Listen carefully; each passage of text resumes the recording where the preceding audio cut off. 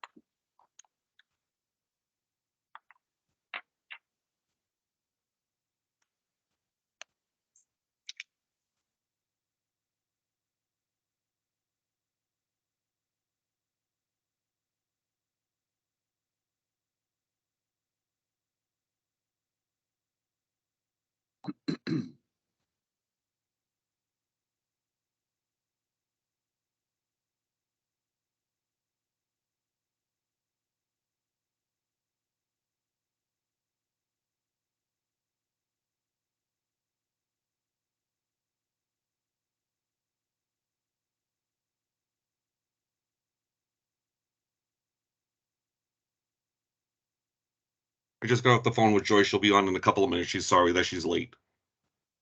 No worries. We can start if you want. All right. So the time is now 6:34. I do have an introduction to tonight's remote meeting. This open meeting of the Mendon Board of Health is being conducted remotely, consistent with Governor Baker's updated guidance on holding meetings pursuant to Act extending certain COVID-19 measures that was signed into law on June 16, 2021. This act includes an extension until March 31st, 2023 of the remote meeting provisions of his March 12, 2020 executive order suspending certain provisions of the open meeting law. The order allows public bodies to meet entirely remotely so long as reasonable public access is afforded so that the public can follow along with the deliberations of the meeting. For this meeting, the Mendon Board of Health is convening by video telephone conference as posted on the town's website, identifying how the public may join. This meeting will feature public comment. With that being said, I now hand it over to the chairman of the board, Alan Greenberg. Jack, thank you very much. Everyone in the audience, thank you very much for attending. I see the first agenda item is the opening for our food inspector position. I see that Colleen is online here. So Colleen, tell us about yourself, please. So I've been worked for the town of Blackstone for the last 28 years. And the last 3 years actually, let me back up, the last 28 years in Blackstone, and it was a combination Board of Health Inspectional Services Department, along with planning and zoning. The last 3 years, I was the health agent for the Board of Health. I performed all the state sanitary code inspections, the housing inspections, and all of the food establishment inspections in the town, along with the food truck inspections and the seasonal business inspections. And I also managed the Board of Health office, along with the trash and the recycling program, and also managed the recycling center. Okay. Any formal certifications? ServSafe certified. I'm ServSafe certified. I don't have any other formal certifications other than my experience for the last 28 years. Okay. Tom Fickner, any questions for Colleen? No, hi Colleen, thanks for joining the call. The background information, appreciated. Sounds like you've done quite a bit in the town of Blackstone over the years. And you mentioned you're SafeServe certified. Was that it? Did I hear that right? ServSafe certified, yes. ServSafe, sorry. And at the moment, that's the only certification that you formally possess. Is that correct? Yes, that's correct. Okay. Tell me, just what has been your experiences over the course of the years in working at the BOH there in Blackstone? Oh, it varies day to day. It's very busy office. with regards to attending to Board of Health issues, with regards to tenant and or landlord concerns and inspections. And just the food establishments alone was very busy. You're required by law to do them 2 times a year, but there's always follow-up with those inspections. So it was my practice to just go out on a regular basis and visit an establishment, not necessarily for an inspection, just to see if they had any concerns, and just to go over if I happen to, on the course of having a conversation with them, notice something, just to make them aware of it, so that when we did do our formal inspections, they would have knowledge of what we would be looking for. Roughly how many establishments would that involve in Blackstone? 25, 25? yes. And are you familiar with the food code program that's in place Yes. right now? Yes, Have you actively had an opportunity to utilize that application? yes, yes. And what's your take on it? I really like it a lot, but I like most historical documents there, and you can record the deficiencies if there are any during the inspections, and you have a history of it. We used to use the carbon paper, and then that would go in the file. So then you'd have to go back and look in the file. And, a lot of times though, honestly, just because of your experience with the establishment, you remembered things, but just to have that historical document. And the other thing I really like about it is that you can take pictures, so that you also have, well, just show that you have a historical timeline of what the issue was at the time of that inspection. Oh, excellent. How is what's your experience been with regard to in using it, with regard to any compliance issues that you might have run into with any establishments? Have you It's had very many occasions where that's been a problem? No, because again, like I said, it's just that you have that historical document there. So, and you take the pictures of the issue that you had. So the owner, you can sit down with the owner and you can take a look at these pictures, and it also benefits them too, because they can actually see what you're addressing. And it's a learning tool for them as well. It is, yeah, I agree. I'm very much a fan of the food code app. I think it's great. So in this food inspection role, and I'm not quite certain, Jack, you may be able to elaborate with how many. Is this a full-time position? In speaking with Dan Markman yesterday, I asked him that specific question. He said it would range anywhere from the amount of food establishments that we have, like 8 to 10 hours per week. Okay, yeah. And now, currently, Colleen, is there any other areas or other communities that you actively work for now, other than? No. You mentioned Blackstone, but I didn't know if you're active in any other communities. No, I'm not. Okay, so as far as this position, this would kind of be your. Would this be your only active position you'd be looking for? Or are you looking at this as kind of a part to kind of augment time, and you'd be looking to also be doing services in other communities as well? It's a possibility. But right now I'm focusing on Mendon. Right. Okay. I just wanted to get an idea of what kind of availability you kind of have expected to kind of put forth. Toward the role. Yep. I'd absolutely establish a schedule and would stick with that schedule. So it wouldn't matter, if I was active in another community, but that would be the schedule and the time frame for the inspections. And that's something we can discuss with the board. I'm not sure where you are with the inspections or when the last time the inspections were done. So I would like to take a look at the files for those establishments as well, to establish the need for further, for inspections and the time frame that we would need to schedule to do those inspections. Gotcha. Yep. Makes sense. Okay, great. Well, that kind of is kind of the rundown on questions I had at the moment. I'll send it back to you, Alan. Thank you very much, Yeah, Colleen. thank you. You covered, what I was gonna ask was the food, software. This is what's happening. Now it just says to me, password. Hey, guys. Authentication. Your Sorry. password on your account has recently. Hold on. Okay, hang on one second, Joyce. Hey, guys, I'm just trying to help Joyce get on, just in case she has any questions. I just didn't want you to move forward without her. She's just having trouble with Teams. Give me just a minute, okay? No, Thank you, Lonnie. absolutely. Thanks, Lonnie.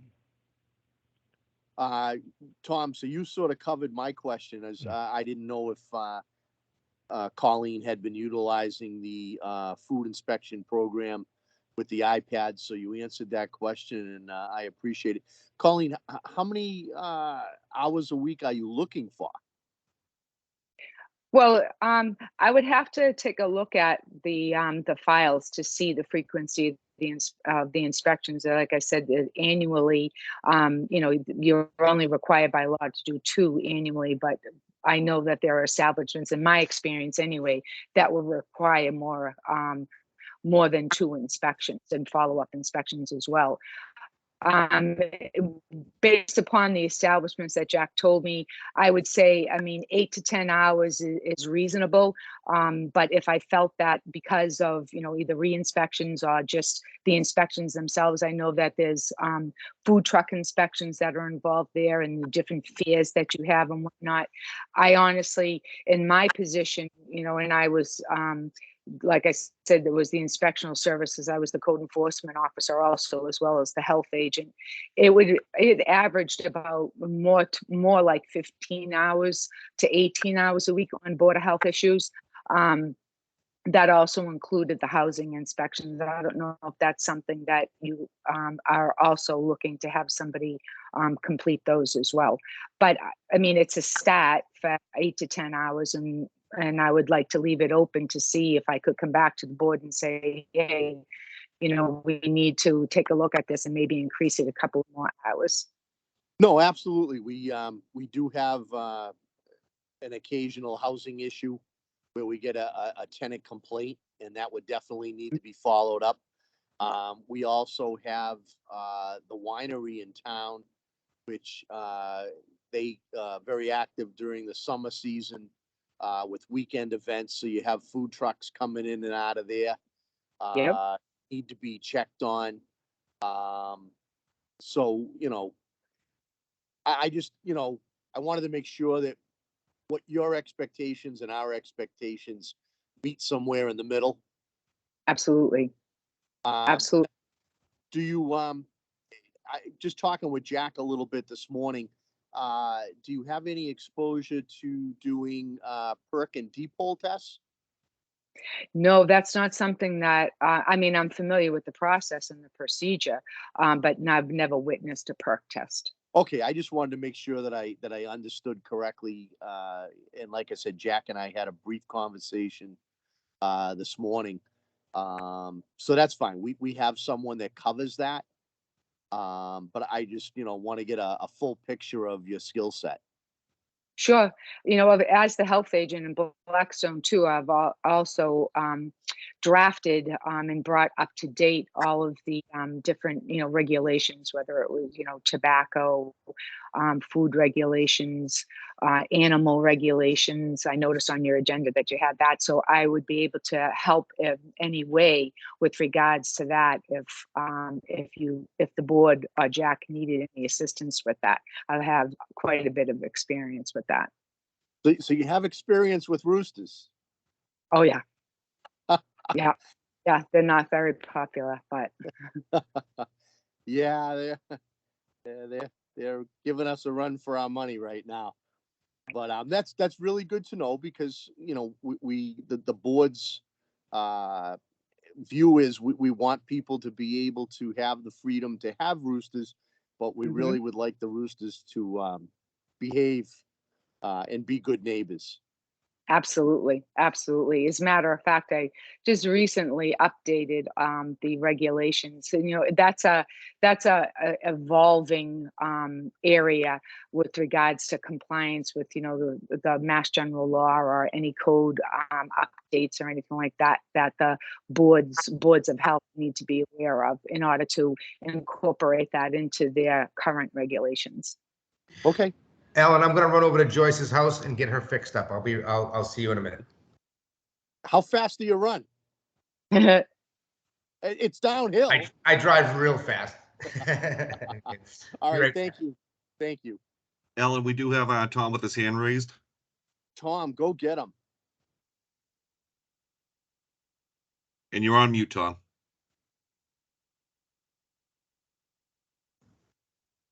How's that? Is that better?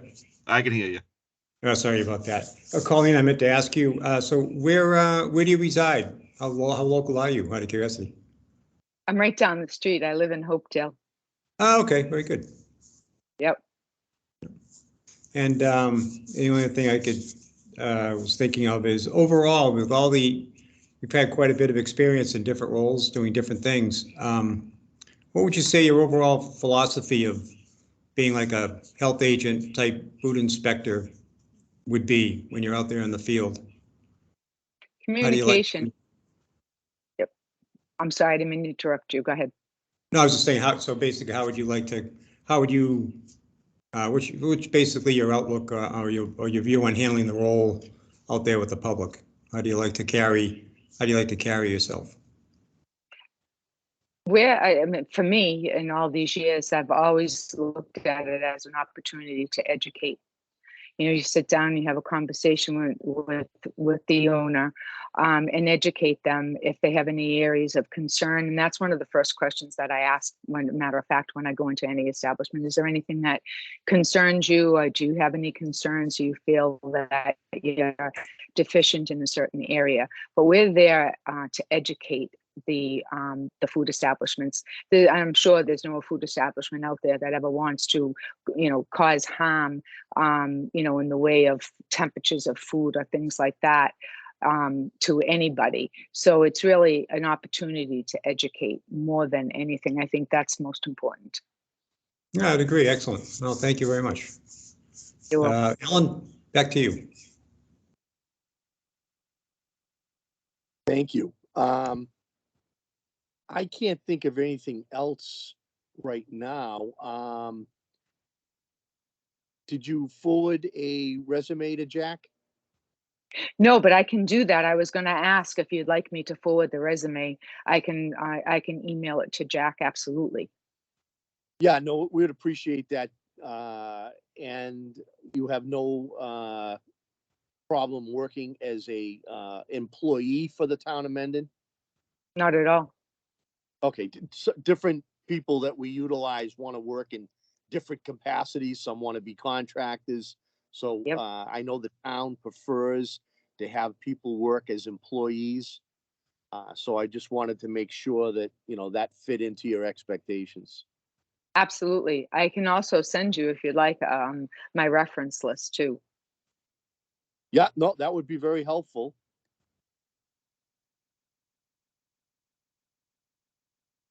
Just taking notes.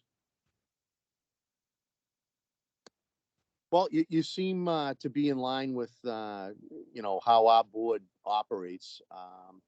Our goal is always to help people, meet the rules and regulations that they need to meet. I know that recently we engaged a new firm to do our tobacco operation, and we were very pleased that the first thing that they say is they want to, send out educational materials to all of the sites first, long before they do any type of an inspection. So, we've followed along with that, and that's our goal, is to help people comply with whatever the Board of Health issue may be. So you seem to fall right in line with, our line of thinking. So I appreciate that. I feel bad that Joyce is having technical difficulties. She's got a lot of Board of Health experience. And I'm sure she would have some, questions for you and want to get to know you. But I would say if you'd like to hold on and stay on the call, I would appreciate it, but we should probably move on, not knowing how long it's going to take for Lonnie to get Joyce going. What do you think, Jack? It's up to about Colleen. If she wants to stick around, she's more than welcome to, or she can just log off and just forward me the resume. It's up to her and what her time frame is for this evening. I'm happy to forward you the resume, and I'm happy to come back to another Board of Health meeting too, if you'd like. I can stick around for a little while. I sit on the Finance Committee and the Capital Plan Committee in Hopedale, and I have a meeting at 7 o'clock tonight, and it's budget season. Oh. So, yeah, I need to attend that meeting. But if Joyce has any questions, Jack, you can send them to me, or Joyce can contact me, or I'm happy to come back to another meeting. More than happy Great. to do that. Great, appreciate Thank that. you. That sounds probably like the best plan. We know what it's like to have multiple hats and things to do. So feel free to excuse yourself. Thank you, Jack. I'll send you my resume and my reference list, and the board can take a look at that. And maybe it would make more sense for me to come to another meeting once you review my resume if you have any additional questions. I appreciate that. Thank you, Colleen. I Colleen, appreciate. please be sure. Colleen, please be sure to include your compensation. Yep. What is? What you're looking for. Do you have a set budget with regards to the compensation for the inspections? I mean, who was doing them before? The person that was doing them before that we had that was steady, I believe they were on an annual stipend. It was an annual, but I believe we've worked out an hourly. I would have to check on that.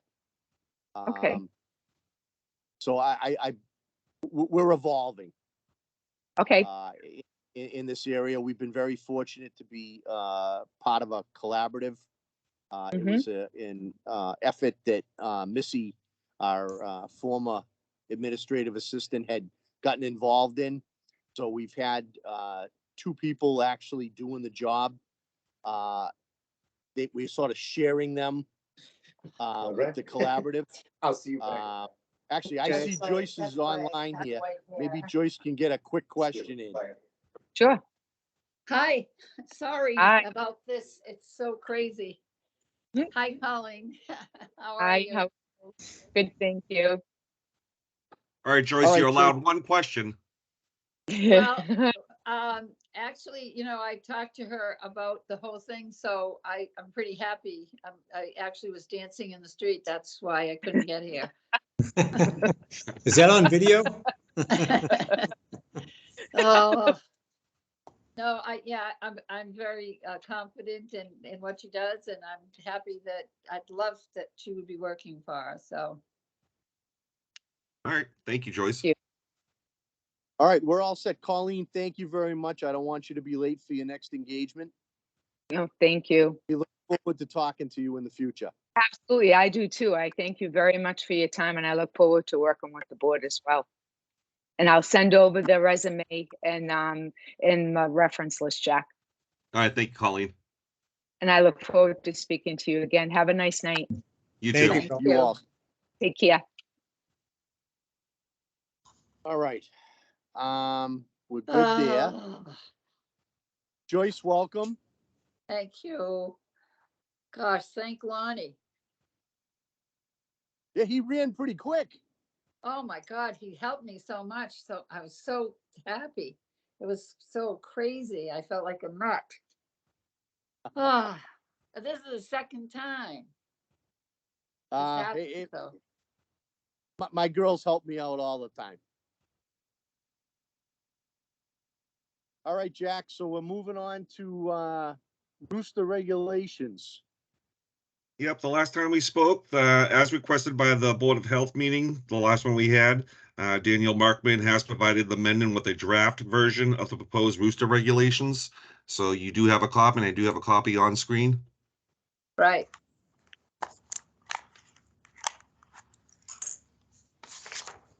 All right, I'm sure everybody's reviewed this. Anybody want to comment on it? You want to take it section by section? Oh, you can if you want. It's up to you. You're the boss. Oh, no.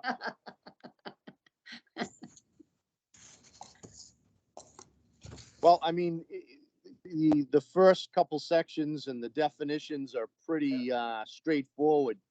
Right. Why don't we start with section 4 then, Yep. if everybody's in agreement?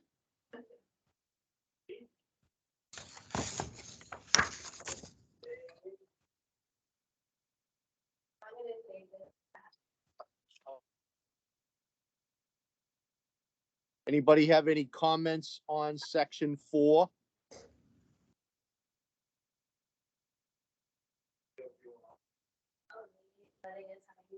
No, we had talked about this, and that's what works good. I would ask, how do we want to apply this to existing situations that currently might not meet these requirements? Well, I took care My- of, oh, excuse me, I took care No, of. no, go ahead, Joyce. I took care of 18. They put the rooster down. They had thought that they could do it because they had gotten one of those collars, you know, for the crowing collars.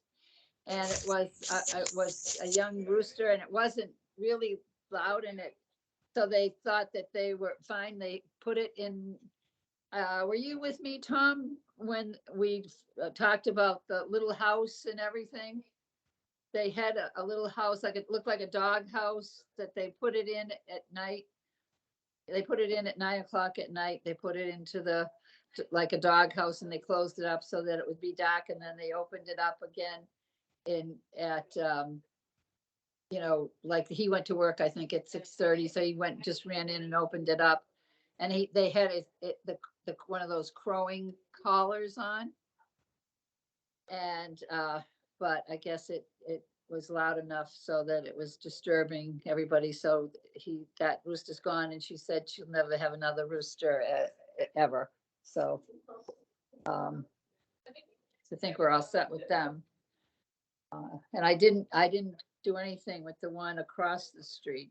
I thought somebody else had taken care of that.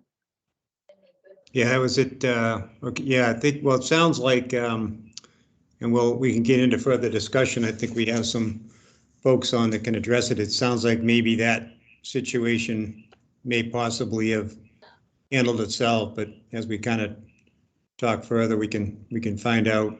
The latest information is that it sounds like that situation has kind of settled itself down a little bit. But I was thinking more in general terms for these particular regulations. What would be our desire in applying them to situations that already exist? So if an existing situation which has not been a problem does not meet these requirements, are we looking to have those situations modified, or how are we looking to apply these regulations? Because I believe we have probably a couple of situations out there that exist that have not been an issue, but they may not necessarily comply to this section 4 at the moment. All right, I do have a guest, Catherine.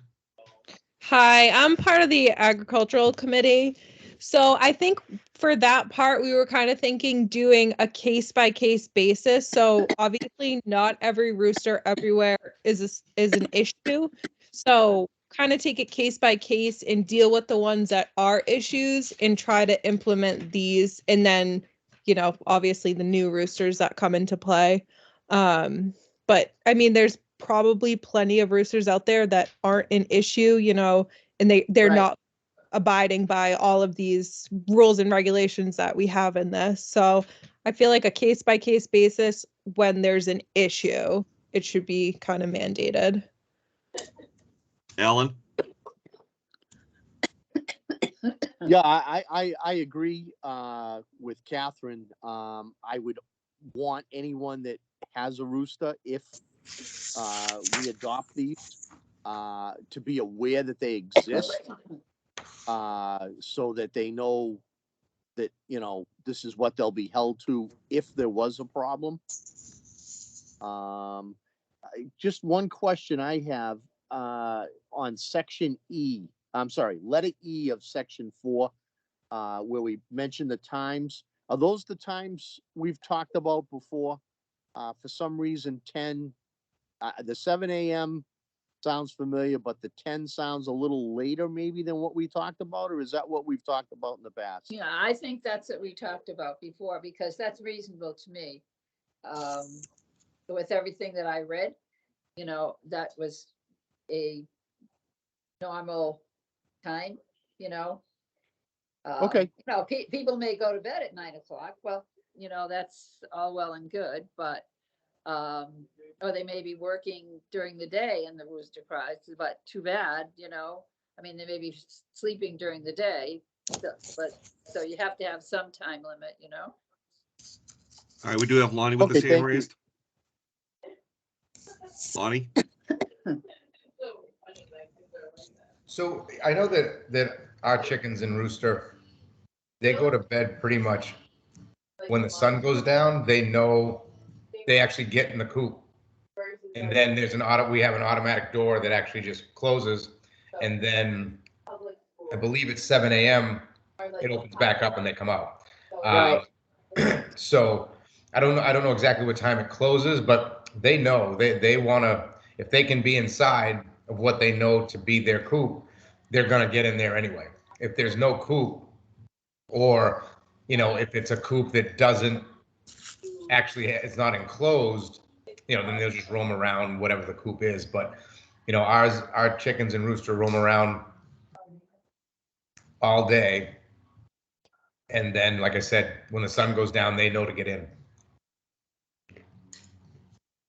Lonnie, as someone who actually has a rooster and chickens, what is your thought on item C, which where the statement is no more than one rooster shall be kept at a location?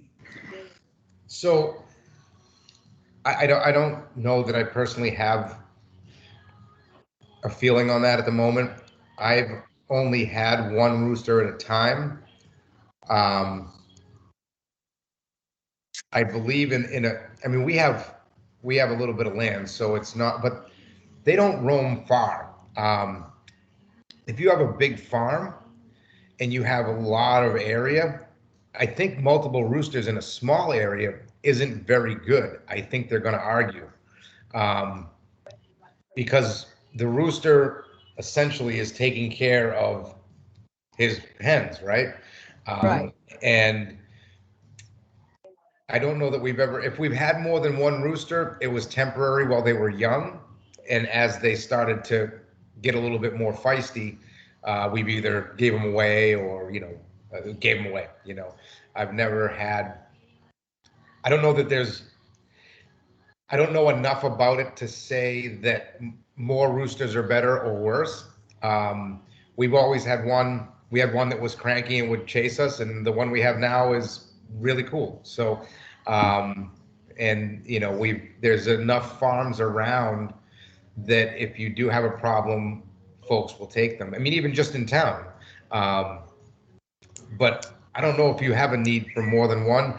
I would probably a good question to maybe ask Mark Manoogian or Rolf, who knows really the ins and outs of this. Yeah. Can I just say, that it depends on what you're doing with your chickens. If you are raising chickens to eat and do that sort of things, then you're going to be killing them off and that sort of thing. So you're going to need a rooster to fertilize the eggs. But if you're just having chickens just because you love chickens and you want to have eggs to eat, you don't even need a rooster, right? We all know that, right?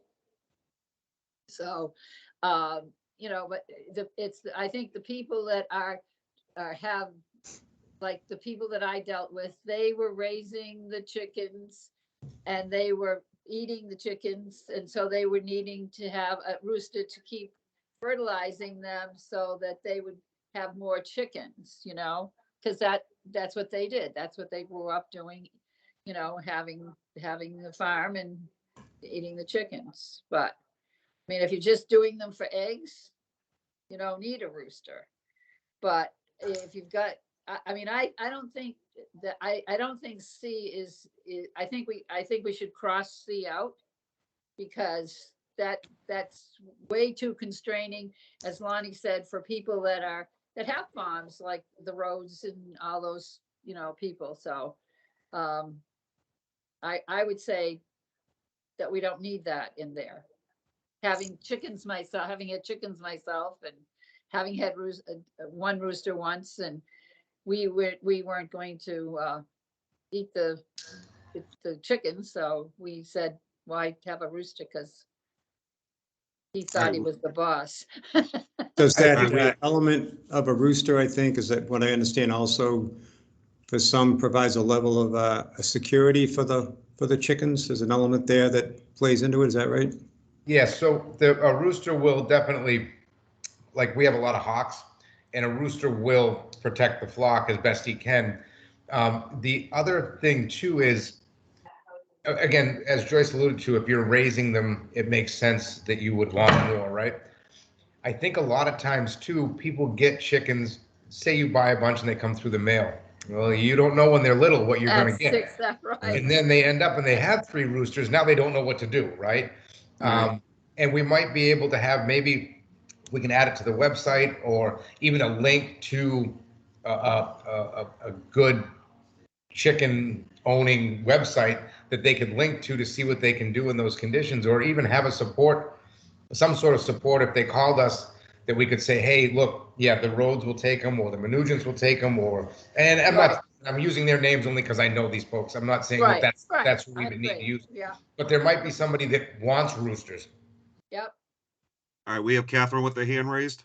Catherine? Hi. So we put that in there because, kind of like Neck Hill Road, the houses are pretty close together. And then, I don't know, there was one house that had multiple roosters, and they said the roosters were going back and forth. So it was kind of a stipulation for smaller lots, people that don't have as much land. So definitely not farms. Like, that should not apply to farms or places that have more acreage. But for people that live in a smaller neighborhood, you know, and their backyard abuts their neighbor's backyard, we did think it was important to only have one rooster. So it's kind of only one cause for concern that might be making the noise. So the only thing is, we need to be very specific in these rules and regulations, that although right now we're saying, yeah, we get it, farms, large amounts of land, there needs to be a section that actually dictates what the limit is, because this is going to come up and somebody moves in next door to Rolf, say, right? And he's got 20 roosters. And again, I don't know that that'd be the number. I'm just using random numbers here. And now all of a sudden it's, well, no, the law says, or the rules and regulations say only one rooster, with no stipulation of that being able to get out of that requirement, nor do we have a method to ask for relief from these rules. What do you mean, no method for relief? Well, so right now it says no more than one rooster at a location. But we're also saying in the same breath, but it's okay if you have more land. So how do I gain relief if I want to raise chickens and I need 10 roosters? how do I get approval for that? There's no permitting process. There's no way to request relief for that in these regulations, unless I'm just, maybe it is. No. Well, why can't you add that to these rules? Say no more than one rooster on less than, for example, 2 acres of land, and then Well, that's more what than, I'm, I'm sorry. no, well, no, I'm just spitballing here. So it's just like an example. Like, I think it is important to have just one rooster on a small plot of land, and I don't see why we can't add that and stipulate it in these. And that's what I'm saying, that we need to define that. Okay. So basically, the word location is kind of generic in a sense, Yeah. so it would be important for us to want to kind of narrow it in a little bit to cover these, this variation of land sizes where some larger properties that are residential could accommodate potentially more than one rooster without a problem. Alan? Yes, if you read down a little further, I know I'm skipping ahead, but section 5A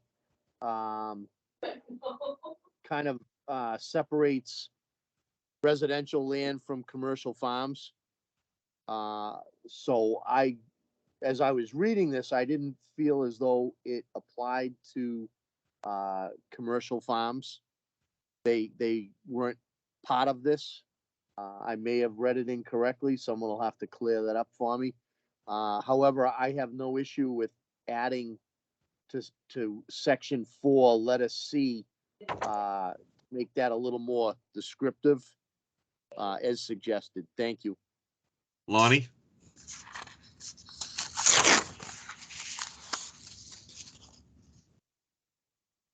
Need to. You're on mute, Lonnie. There you go. And I'm sorry if I haven't read it, right?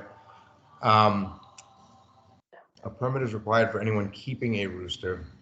It's defined in this regulation, except on commercial farm. So now we're gonna have, where does this fall into the right to farm bylaw, right? So we're gonna now require a permit to have a rooster? Like, this seems a bit overreach from a government standpoint, because we had a noise problem at a very specific location. I'm not against some rules and regulations here, just so that we have something to fall back on. But to license a rooster now, Yeah, I don't know. I'm a little skeptical. I would hesitate on that one just a bit. Catherine? So I don't dispute that. But I will say for the right to farm, so that is the 40A section 3. And I believe it's like 2 acres, but you have to profit $1,000 per acre, or 5 acres and profit X amount. So those farms, facilities wouldn't have to do this, there would be no requirement. But I don't dispute that, yes, this was one incident, that this is kind of a really big leap for just one noise incident. And again, I'm sorry, I didn't raise my hand, but when I think that our reaction to a noise problem is, again, it wasn't so much a rooster problem as it was a noise neighbor problem. And I feel like our reaction here might be just a little bit over the top when we haven't had, how old's the town? 375 at this point? That, I mean, I feel like this is just a reaction, a big reaction, and we're punishing, and that's a bad word, that we might be just pushing on these roosters when, again, it was just a bad neighbor that couldn't get it together. Joyce? Yeah, I sort of agree with Lonnie, having kept chickens, all my life here, except for the last, 20 years. I agree, I think that this was one incident. And, well, and maybe two incidents, I guess, and,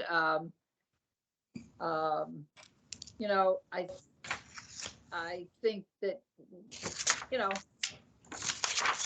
if we put a time thing on it, that, I think that's enough. If somebody's hearing a rooster crow and they have a problem, I would say go to the neighbor, but I guess that's not a thing that people do anymore. Is go and talk to your neighbor and say, gee, your rooster's bothering me. Is there something you could do? But I guess that's not how this works anymore. So, but,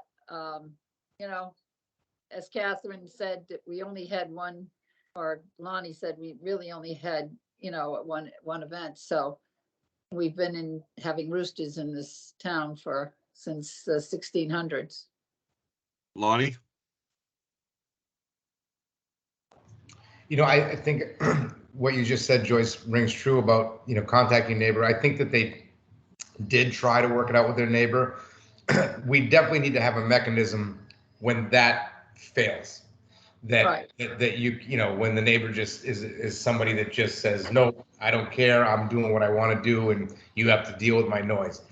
That's not fair to the neighbor either, right? Right. And as Catherine was speaking about, the acreage, when we're this close together, we talk about being this close together now, and now they want to push even more density building on us from the state. The lots can even get closer, and it will make these matters worse. So there definitely needs to be a mechanism, and I think these rules and regs are probably, or if this is a bylaw, whatever we're working on here, it needs to be, this definitely needs to be, I think we just need to maybe just scale it back a hair, to make it so that we have something to say, look,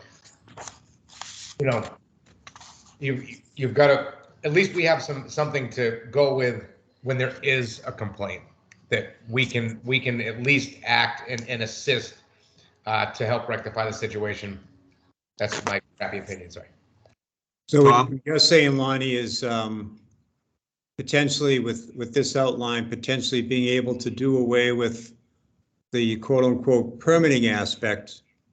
And to Joyce's point, just basically having something in place that describes the guideline for keeping one.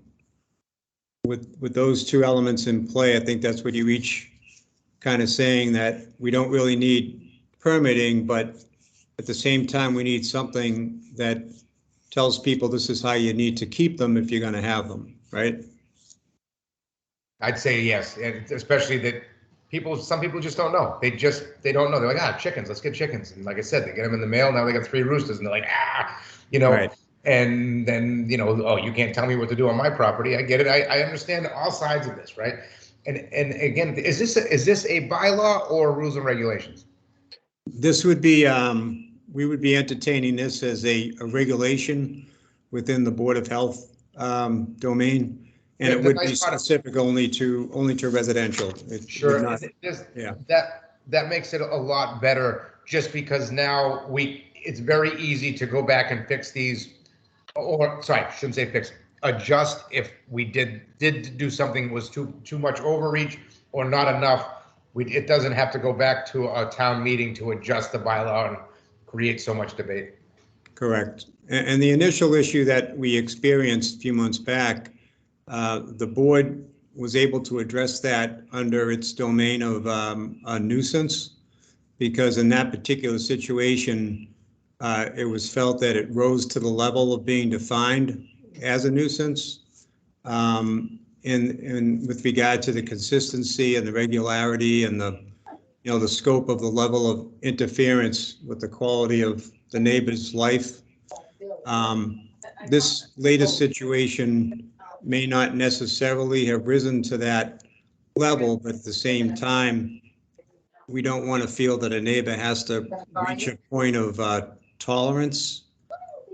So this is why we're looking at a regulation element as opposed to just continuing to rely on the aspect of being able to act as a nuisance. The regulation would give it more specificity and some enforcement support behind it, so that when we go out to address it, we have something more concrete. Alan? Hi. Yes. Thanks for letting me say something. I'm speaking right now as a private residence, and I don't see anything really wrong with this as long as it's a permitting and not like a law kind of thing. I see some of the recommendations, some of the wording did come from the Agricultural Commission, and kudos, I think that's fantastic. I had one question about the wording, if we can get to that. There was one section, where was it? It was section 6 on hearings, but number C. I don't understand that at all. The applicant must demonstrate that the issuance of a permit shall not be detrimental in any way to the public health, et cetera, et cetera.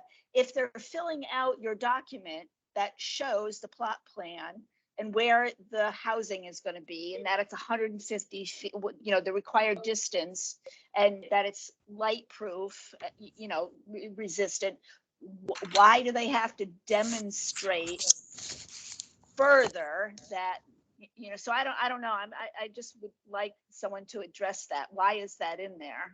That was confusing to me. Alan? Yes, this is a very early draft. Okay. We asked one of the members that works for us, Daniel, to provide us with something.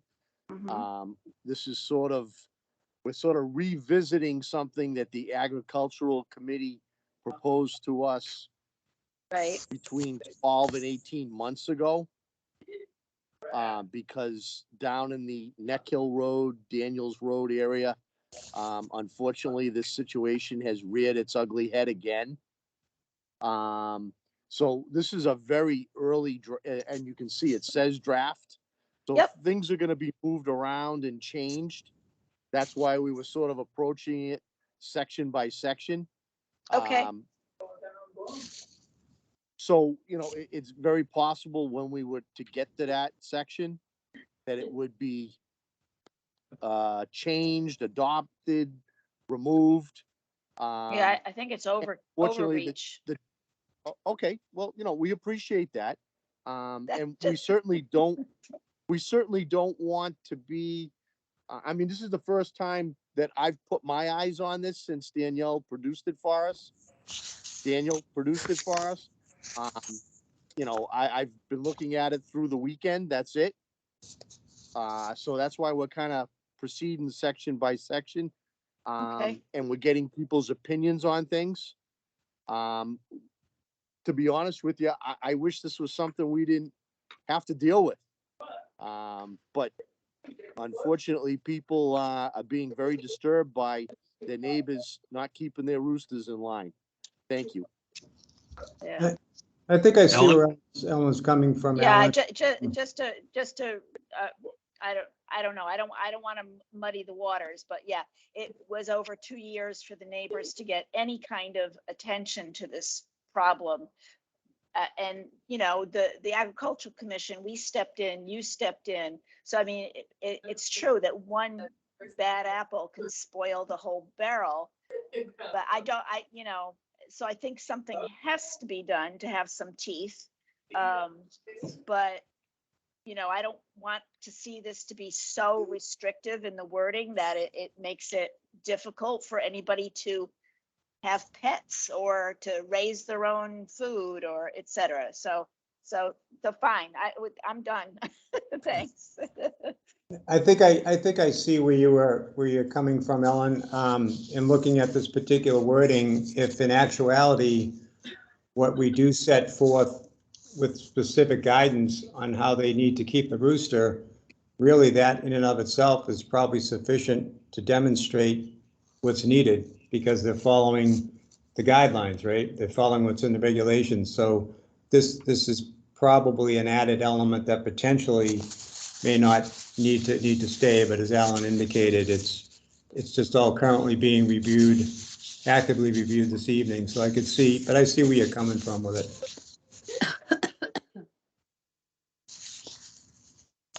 Hey, Back to you, Alan. Chairman, or anyone else?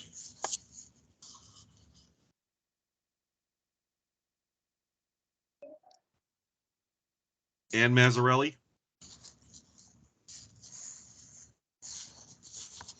Sorry, yes, thank you for letting me speak. I just wanted to, as a reaction, sorry about that. As a reaction to Lonnie's comment that this is a one-off, well, it's not a one-off. I mean, I spoke up for myself and my neighbors. I walk on the street behind me, and a lot of my neighbors were bothered by it, but did not want to speak up. So on their behalf, it wasn't just one person. And then we have the issue with the reoccurring problem. You know, they got rid of the rooster, but then they got another one and it started all over again. But thanks to Joyce, she took care of that for us. So we didn't have to go another 7 months of, you know, being woken up at 3:30, 4 o'clock in the morning, and then listening to it at 9 o'clock or 10 o'clock at night when we're sitting on our porch trying to have dinner.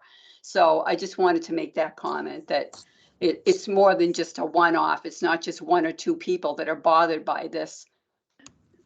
So let me ask you, and while I have you, you mentioned, you made reference to the hours there, where this particular regulation proposal does talk about using the hours of 10 p.m. and 7 a.m. in a fully enclosed structure coop. What would be your take as a resident if somebody has a rooster and it's actually not being quiet until the hour of 10 o'clock? Thank you, Tom, for asking, because when I saw that, I was a little surprised. I thought we were going to go with this after 7 p.m. to 7 a.m. because the neighbor that was next to us, that thing would holler 8 o'clock, 9 o'clock, 9:30 at night until they, you know, it was intermittent. And it's not like he was a well-behaved rooster like Lonnie. You might have great, well-behaved animals because you know how to keep them and you have a good place for them. But, you know, these are like in a little makeshift, you know, shack in the back. And there really was no overseeing of the noise, you know, how late and how long it went. So yeah, 10 p.m. seems too late for me. You know, if God forbid another one should go in over there and it's 10 p.m. That's a problem. 10 p.m. is late to be having to hear that kind of a noise. Thank you. Thanks for asking, Tom. I appreciate that. Thank you, Ian. All right, we have Richard Green with his hand raised. Richard? Yeah, I agree with Ann saying. It's not just the two of us, if you will, Ann and the Greens complaining.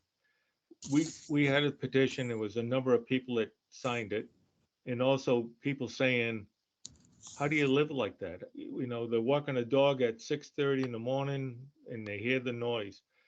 All we're looking for, what I guess I'm saying, what we're looking for is if there's a rooster crowing, how do we stop it? We don't want to wait 4 months, like from May to September or whatever that is. Just how do we resolve the problem of the noise? I've gone to the neighbor and we got no results. So I'm not going to go back to the neighbor to go and say, would you please stop your rooster from crowing?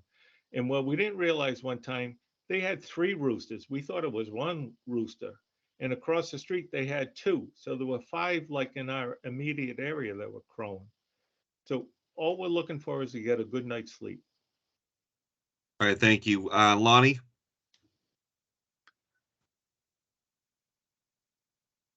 Sorry, yeah, I just didn't want to be misunderstood there. When I meant a one-off situation, it was not that there was only one person upset, but we only had really one. Now you're bringing up, as the last speaker just mentioned, another neighbor had a couple as well, that the one-off situation is that they were the one-off, not that there wasn't multiple people upset about this. So I'm sorry if I came across the wrong way there. Thank you, Lonnie.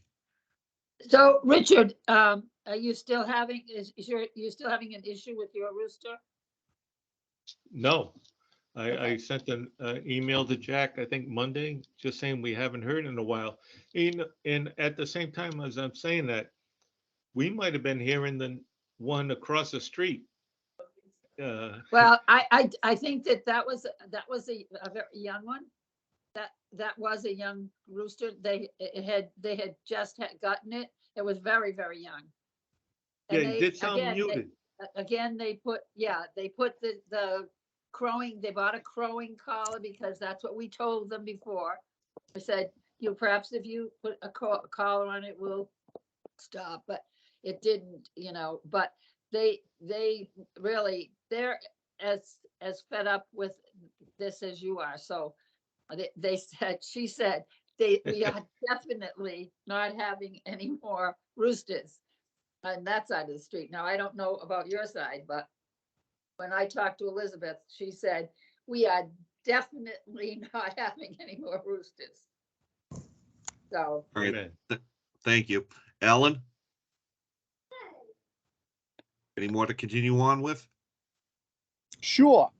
Okay, so if we're going section by section here, section 4, letter C, we've decided that line, no more than one rooster shall be kept at a location, needs an adjustment.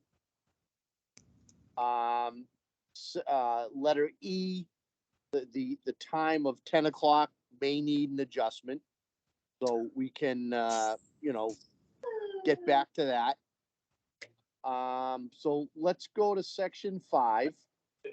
And I realize it's called permitting. If we don't want to go to the extreme of actually permitting these roosters, we can retitle it. We can keep some of the information. We can get rid of the whole section. Okay. Whatever is going to work. To have something on the books for something that is doable. So, fellow board members, what are we talking about, or what are we thinking about section 5?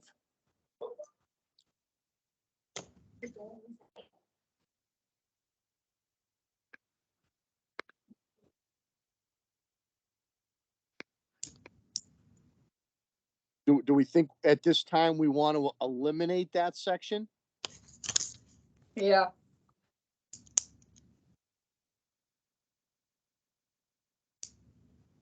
Eliminate what section? I'm sorry. Section 5 permitting. Right. No, I think that's this important. All right, so what do I have to do? I have to raise my hand? No, we can hear you, Please. Ellen. Go Right. ahead. Oh, okay. I mean, if we're going forward with permitting, I think that this section, at least, A is perfect because we do want this to, only be residential and not, it really can't apply to commercial farms. So I think A is perfect.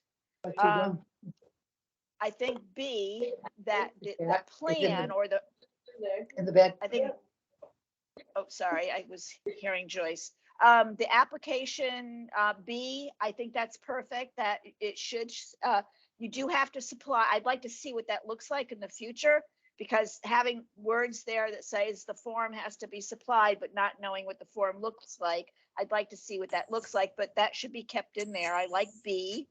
And I think that the following information is critical. If we're doing the permitting, you need to know their name, you need to have their mailing address, the phone number, the email, the location, and the plot plan, I think is important, because this way you're going to actually see where that coop is going to go, and is it that required 150 feet from the abutter. So I think that's actually also important to do that. So I like all that. The fee. The permit shall expire on a date as determined by the Mendon Board of Health fee schedule. Is that something that's routine for you guys? You have a fee schedule? I don't understand that. And let's see the permits. And we don't know what the expiration date is. So those, I have questions about E and F.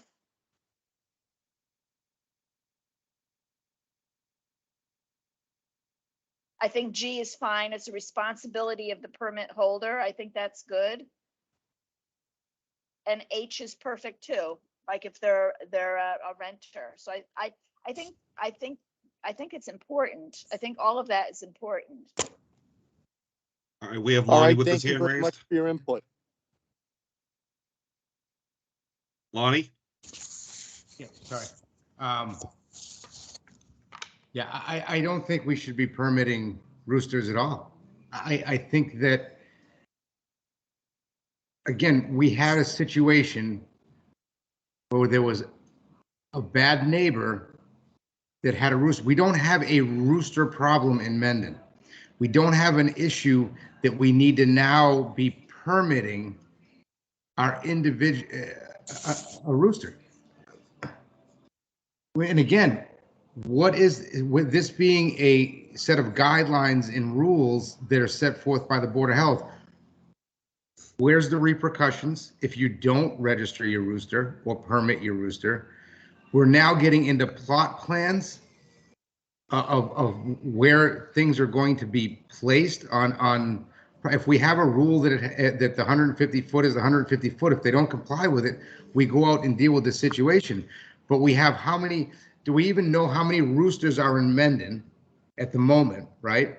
And then now we're going to go out and everybody that has a rooster that's not having a problem at the moment has to now do these guidelines or permit their rooster. I don't understand what we're trying to accomplish or what we're trying to prevent by doing this. The issue was a bad neighbor that wasn't working with their neighbor. The town had to step in, and now we're at a place where we're permitting roosters because of a bad neighbor.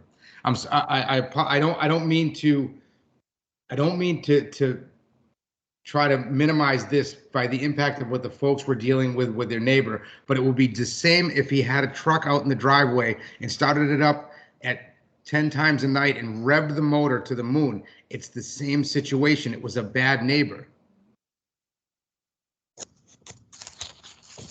Ellen? Ellen Gould? I'm sorry, on. hi. Hello. I just wanted to address one thing that Lonnie said. I'm not 100% on board on permitting either, Lonnie. The problem is that the police were called multiple times, but because it wasn't a dog issue, they were unable to address the issues of the neighbors, multiple neighbors that were having a problem with the rooster. So it went from the police department wasn't able to handle the problem with two neighbors, it's two neighbors. Then the Agricultural Commission wasn't able to deal with it with us going to visit multiple times and giving them suggestions on how to mitigate the problem. And then the Board of Health had to get involved, and that still took months. So yeah, one bad apple can spoil it for everybody, but there was no recourse. Even by the police weren't able to do anything, Lonnie. So the question is, what do you do when three different committees and agencies were unable to address the problem? So that's the real question. When three methods were employed, all three of them basically failed for months. What's the next recourse? So what I would say, I'm confused on why the police weren't able to help. I mean, noise is noise. I don't care if it's a rooster or a loud truck, like I alluded to before. However, the if we're making regulations and rules, I get that. I understand what we're trying to accomplish. But at the end of the day, if my rooster is permitted, I have a tag that says I can now have a rooster. What is that going to stop if my rooster's still noisy? Nothing. It didn't help anything. You can take my permit away. What are we going to now? Okay, so again, we're dealing with people, not the rooster. Okay, if the guy that had 3 roosters is probably not even going to care about the permit. What's the ramifications of of not getting a permit? Do we have $1,000 fine that's not even enforceable because this is a regulation and we take it to court and the court's not going to do anything about it? So we're just setting ourselves up here for major government overreach. Well, I think the Board of Health, I think there is an enforcement section that we haven't gotten to that might address that, Lonnie. And I'm not saying I want permit either, but there has to be there has to be something. I mean, and the police are like, there's nothing in our bylaws. There's no law that covers this particular nuisance. I mean, that was the input that they gave us. And I believe it's the same input they gave the Board of Health. So, you know, I don't know. It's a good question. You know, it's a good, you know, it's a dilemma. Let's put it that way. It's a dilemma. And as far as the enforcement goes, I can see the Board of Health put something in section 7, which we haven't gotten to yet. But I mean, I don't know if this is something I would wholeheartedly endorse either, to be quite honest, because, you know, people should be able to talk to one another and work things out, but that doesn't always happen.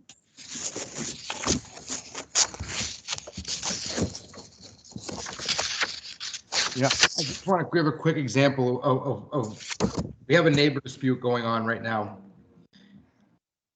And it came down to commercial uses of property and things like that, and being able to, you know, things that we could prove. This went on for 2 years, still going on. It's not as bad as it was, but for 2 years it went on. We went to court. The fines that were to be that we even have in our bylaws were not even able to be enforced because they're just not enforceable fines. They're day by day. I just want to caution that again. What I guess my question is, what if we had roosters permitted? How would this situation have been any different? That's the only. And again, not the whole bylaw. I'm just asking, what would the permit have helped us to do? Board members? I'd say it's a fair question. Just in and of itself, having the permit, I would say nothing. I would agree with what Lonnie's trying to say. I think what comes down to the crux of the matter is to how you implement the regulation is putting in the specific elements that state what the individual needs to do to keep the rooster effectively, right? I think that's the core of what we're looking to do with this document. And potentially it may not necessarily require the permit piece, but just having the outline of the specifics for this is what you need to do for keeping your rooster, I think is the core piece of what is at debate here, if I'm understanding correctly. Joyce? You're on mute, Joyce. Those days. There you go. No, you just muted again. There you go. I agree with Lonnie. You know, I think that the fact that we have a regulation is going to be enough for us to we'll have enough power behind ourselves to go, and we could just go say, you know, we have this regulation, you cannot have this rooster, but to have all this permitting stuff, I'm not at all in favor of any of that enforcement stuff. I think that I think the fact that we get we have a regulation is going to give us the power. We didn't have a regulation before. And, you know, in the end, we still didn't have a regulation, but we did go and speak to them and say, look, this is what's happening. You have to get rid of and they did have roosters, and they ended up killing all of them. And in the end, they thought, because we had said to them, the people next to Ann, we said to them, you know, you could try the collar and put them in the dark little house, which if they built up a dark little house, they may not have a state-of-the-art chicken coop, but they had a coop for them that they were in, and they went in there at night and they were sort of locked in. So they did try that the second time, but as soon as I called them and said, you know, the rooster is doing it, and it wasn't very long, and I think we'll say it didn't last very long. As soon as I found out about it, I went there, and she promised that they would never ever, because she didn't like us coming there, and you know, she was embarrassed and all that sort of thing. So I think that we just need to have a regulation without having all that other stuff. All right, Alan. I realize there are other people behind me that want to comment, so I'll just say my piece and then we'll move on. Based on what I'm hearing so far, I say that the permitting section that has been suggested to us should be held off at this time. Put aside. I'm not saying that it's gone forever, but as a first round regulation, we should probably skip over this permitting process. And based on what I'm hearing, the regulation should most likely contain the suggestions on good husbandry of having a rooster. And as far as the repercussions for not following those strong suggestions of husbandry for a good taking care of a rooster, we would have to come up with some sort of enforceable penalty if and when we had a rooster that was misbehaving and an owner that wasn't taking care of the problem on their own. Just my 2 cents at what I'm, you know, hearing from the audience and from my fellow board members. I appreciate what Daniel put together for us, but at this time, it appears that it would be too restrictive. Thank you. Ellen. Okay, I'm even happier that it would just be to get rid of the permitting. I think that's an excellent way to go, because then it actually gives the Agricultural Commission the opportunity again to, if there's any problems, to mediate, because that is our role. That is the role of the Agricultural Commission, is to mediate.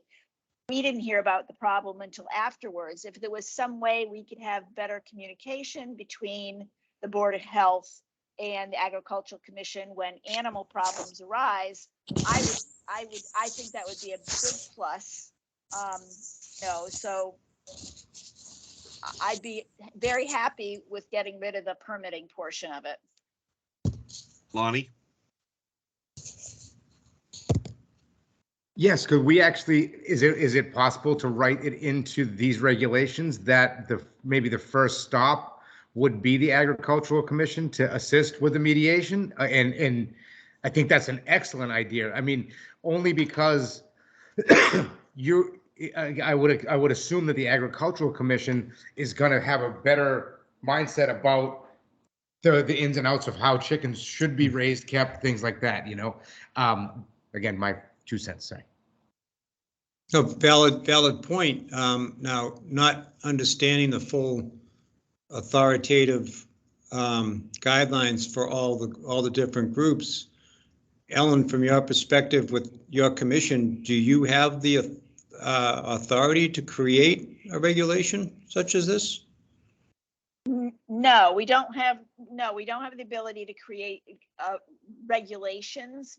What we are there is to educate and to mediate. So we heard about this problem like a year into the problem.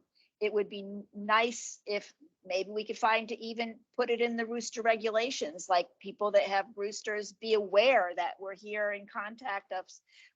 COVID kind of threw a monkey wrench into what the commission was doing, is helping twice a year. We were putting on educational activities and trying to educate the public, because everybody loves Mendon because it's a, you know, we're very partial to having animals. We like that.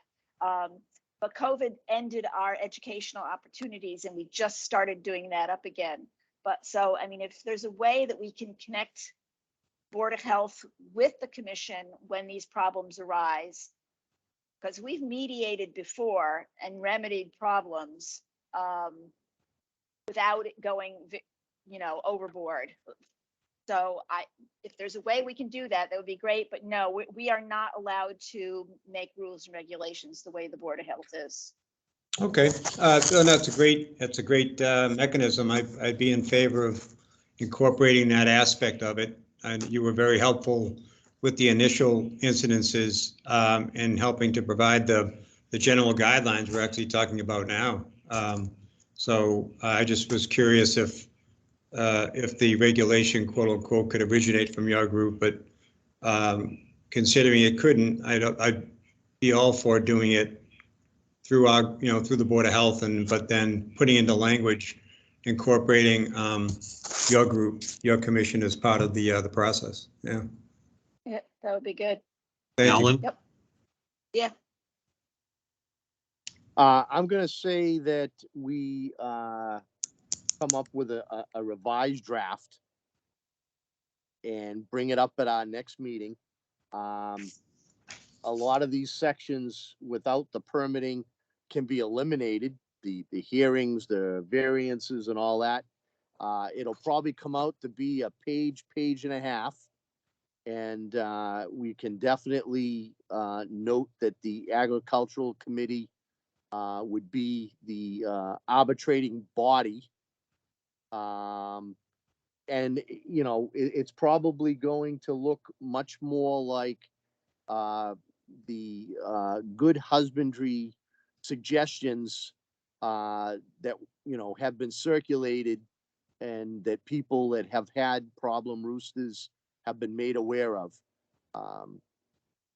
So that is going to be my suggestion at this time, is that we come up with a revised draft for our next meeting, page and a half. Just call it a regulation. Drop the word permitting, and we can go through that next draft and see if it needs any tweaking. Thank you. Okay, sounds good. So should we I move agree. on with Joyce? I agree. So should we move on to number 3 of the agenda item? Yes.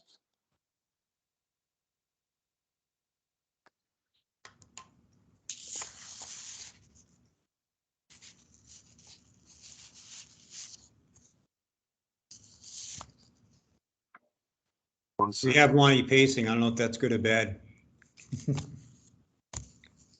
All right, so updating of the food code regulations review as requested from the last BOH meeting, Daniel Markman has provided what Northbridge has adopted for food code regs.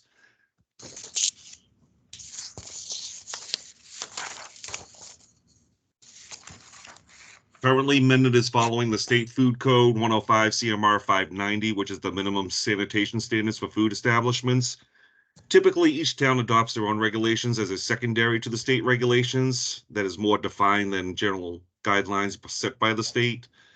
One of the goals of the Blackstone Valley Partnership for Public Health was to standardize these regulations for all 8 towns. So, for example, if someone had a restaurant in Douglas and wanted to open a second restaurant in Mendon, the person would know that the food code expectations would be the same or very close to in regards to the applications, permits, and process. The only difference would be that the fees and other town-specific regulations that Mendon would have, the drafted regulations is the idea so that the baseline is the same, but they don't have to be identical across all towns. The board has requested a copy of these regulations that Northbridge did adopt. Other towns like Millville, Hopedale, Uxbridge, they're all going through their own to adopt them. So what you have in front of you is what Northbridge has adopted for the food codes. Thoughts and comments? I thought it was very good. Alan? I'm on board with Joyce. I really liked it. I didn't compare it to what we have. But I thought it was very complete. Thank you. Tom? Yeah, I guess specifically, how does this presentation differ from what we currently have in place? Well, Is it- currently what we have in place is just a regular standard food code set by the state. Give me 1 second. Let me see if I can pull that up for you guys.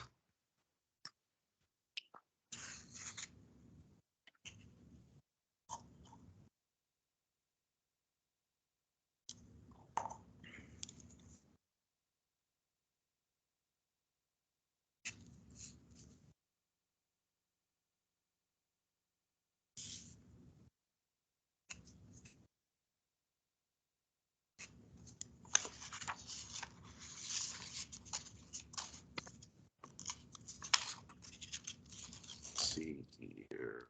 Share. Window.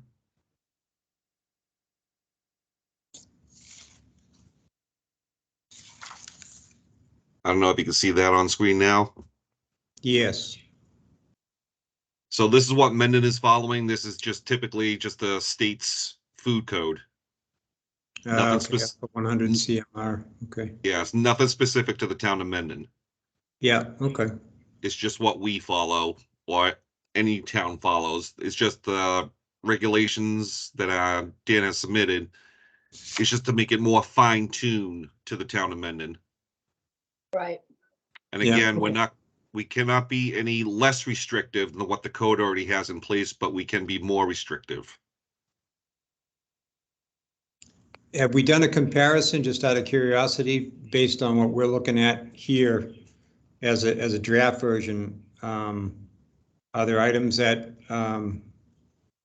one might consider any more restrictive than what the state is providing? I haven't compared it apples to oranges, so I'll have to take a good fine-tooth comb to it. I'm just wondering, that would be my only potential concern. Usually the state has a pretty good outline, and I know sometimes a community needs to take specific steps that are more aggressive because of certain situations that come into play. Yeah. I just would want to make sure that we don't do an overreach. That's all. But I'm all for consistency in following what the desire here is, to kind of make the whole group in the area pretty much in alignment. I think that's a great, consistent idea.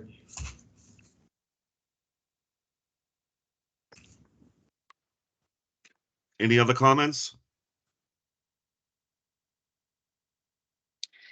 You know, I looked through it all. I just didn't see, because again, I'm like back in the day, right? I taught everybody at one person at least in every restaurant to be able to do the Heimlich maneuver. And I didn't see anything about that, but I don't know if that's within our parameters. I don't know what you think about that. I believe every restaurant or food establishment has to have a certification of ServSafe, food manager, and I believe one of the stipulations is also having like CPR first aid type of thing as a certification. Alan?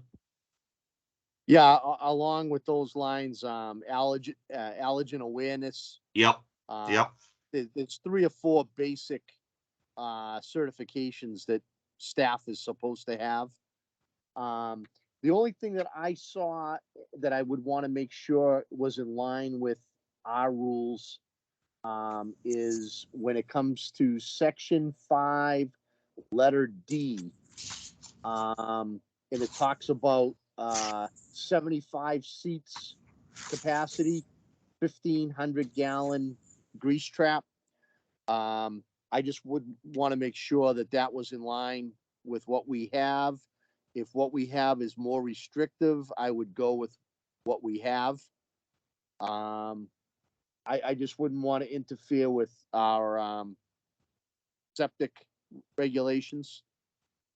So I don't know if that's a something for Tom Ryder to advise us on. I could bring that up to him.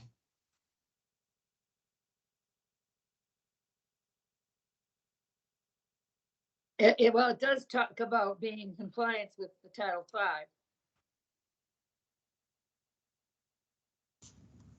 Yeah, I think it was the seating capacity and the gallons that I was concerned about. I didn't know how that aligned with what we have or with what Title V is for that. I mean, I know they have to have grease traps, but the capacity, and I know they have to show that the grease traps are being pumped. That comes into along with the pumping records. So like I said, I didn't know if that was a Tom Ryder question. Everything else, I didn't pick up on anything else that was concerning to me. And I actually think that, you know, if there's a number of area towns that are all aligned with their regulations, it's probably a great thing for the individual food inspectors, because now when they have a conversation with one of their associate food inspectors that handles a different town, they're comparing things on the same level, or if they have someone that has an issue, chances are an associate food inspector may have the same issue in their area. So it allows Right. them to compare notes on the same level, and you know, maybe even you know, one person's solution might be a solution for another health inspector. Yeah, one of the things that was good that I remember from last summer was the food trucks, where if a food truck was inspected in Mendon, that inspection was valid through the other towns of the collaborative, instead of that one food truck going to other 7 towns that have another 7 inspections done. No, that's great. And that would also apply to a food truck that had a violation, because that Correct. information be Right, shared yeah, also. right, Yeah. right, that's So, right, good. you know, having these similarities is definitely beneficial. Yeah, they would still have to pay each town's food fee for the permit, but they wouldn't have to go through the rigorous inspection again for all 7 towns. Right.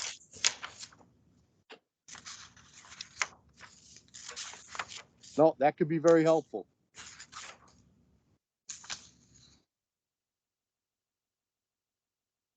All right, so food for thought. So I will go through the regulations, compare it to what the state has current, and also inquire with Tom Ryder about the septic and the grease trap.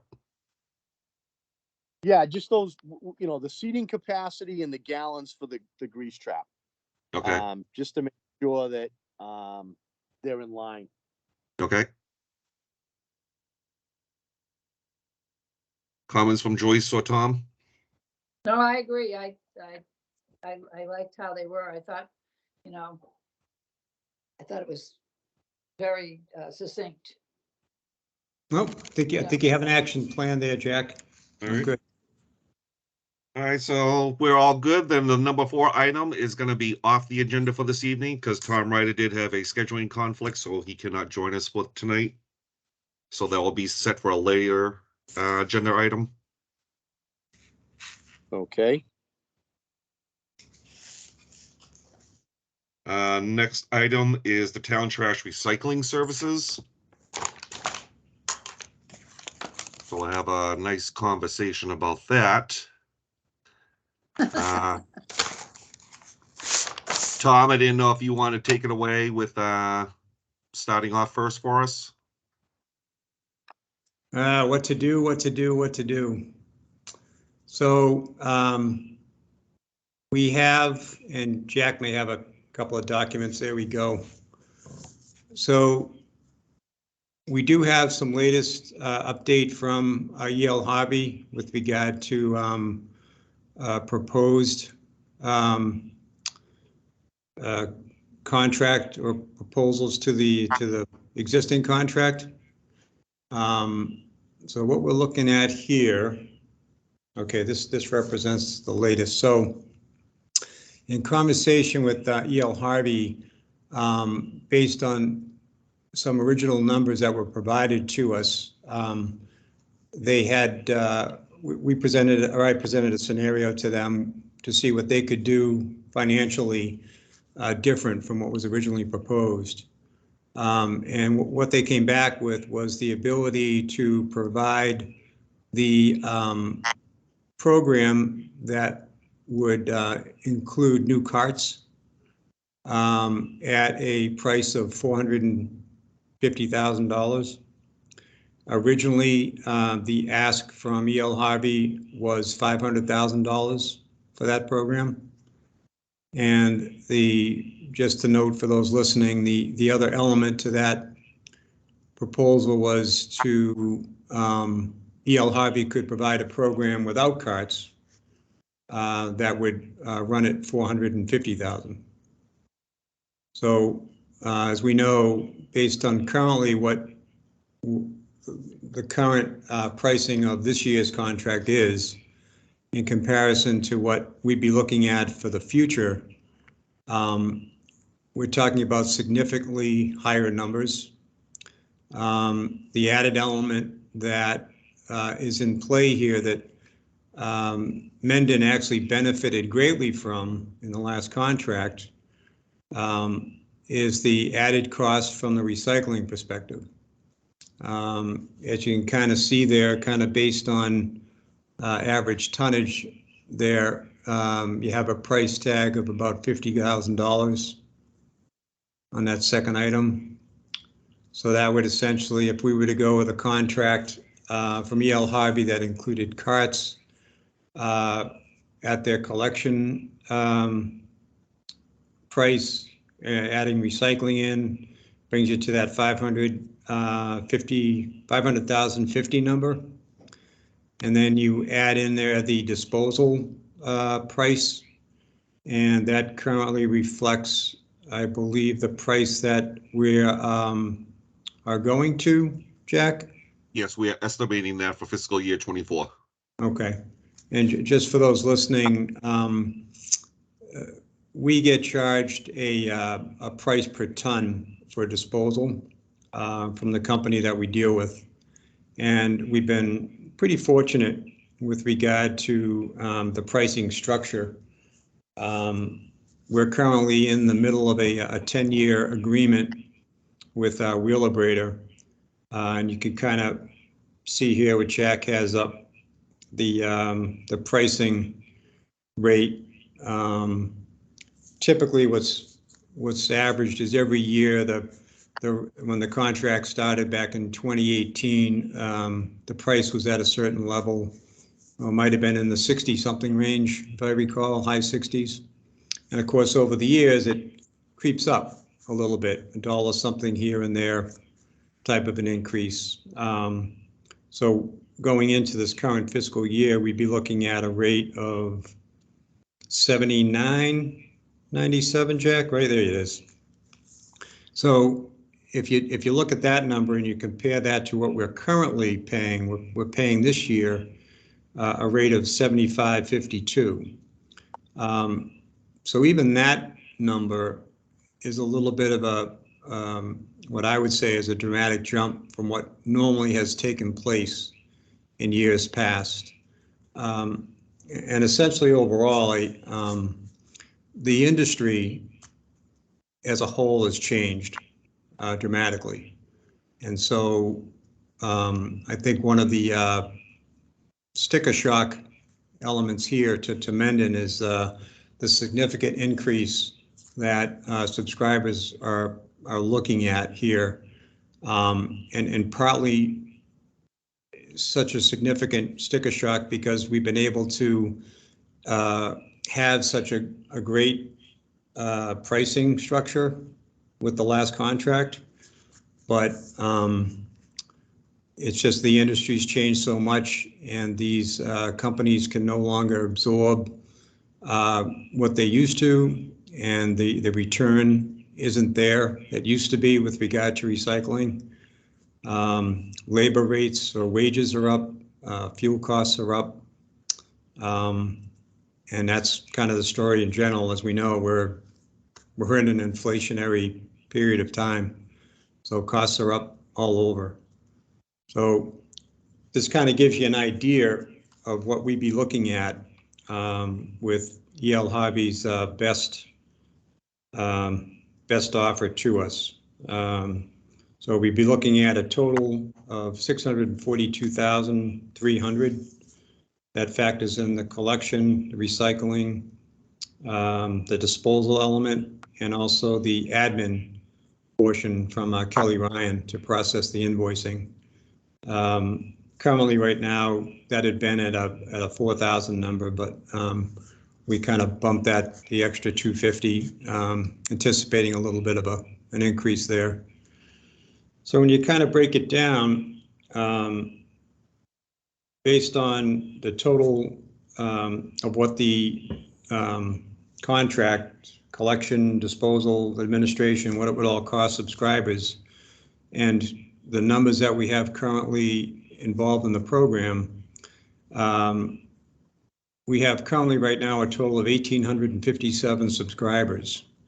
And that breaks down to 1,374 that would be paying the standard rate, and then you have a rate for the seniors, which we provide a 50% discount to seniors. There are 483 households that are in that program. So when you take that and you break it down, we'd be looking at what would be new rates moving forward. You see down below there, the new standard biannual rate would be $199, and the new senior biannual rate would be $99.50. We're trying to take taking those numbers as close as we can to the total contract.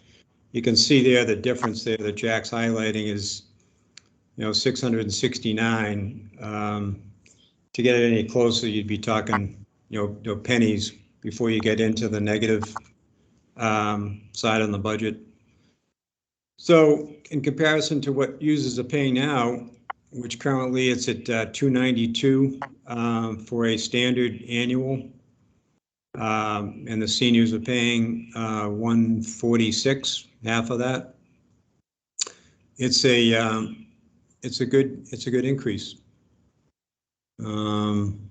Jack highlights the percentage increases there on the right side,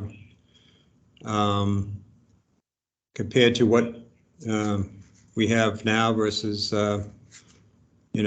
moving forward. It's significant. And keep in mind too, this contractual relationship automatically has factored in a 3% increase every year. So for those listening, we typically have done a 3-year contract, and then we have 2 option years. So currently right now we're in our 2nd option year. So that's kind of it in a nutshell. Alan, Joyce? Alan?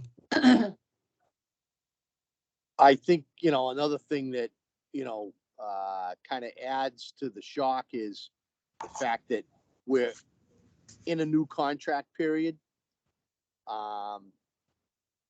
It wouldn't be like this if we were in year 1, 2, 3, or year 1 or 2 of the extension. Every time you start over again from the beginning, this is what happens. It's a tough game, and the alternative is that it really wouldn't be good for the community as a whole if we didn't provide this. And the reason being is you could have 5 or 6 different contractors servicing the town, different days of the week, different times. It's just the traffic, the environmental cost. This is really the best way to go. And E.L. Harvey, fortunately, has done a good job for us. They run a nice, clean operation. We are so fortunate to have one driver, one truck, 5 days a week. And like anybody else that comes to your house, whether it's the mail person, the bus driver that goes by your street, they know their customers. And we're very, very fortunate that, you know, during the course of a year, Phil goes on vacation.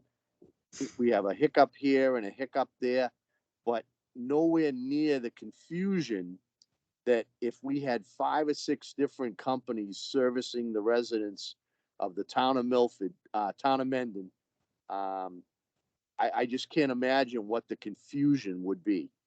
Driving down the street, there would constantly be someone's trash out at the curb waiting to be picked up by whoever the hauler was.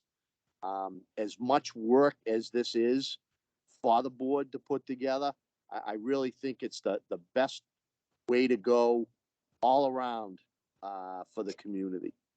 And, you know, I subscribe. I'm paying the rate. Tom's paying the rate. Joyce is paying the rate. So we watch this very carefully. And this is pretty much in line with what you're seeing with other towns that are serviced in a similar way. We were very fortunate the last contract that the board decided to take a fixed rate for the recycling, and we were able to have our recycling cost not only be fixed, but it was only $13,000 a year.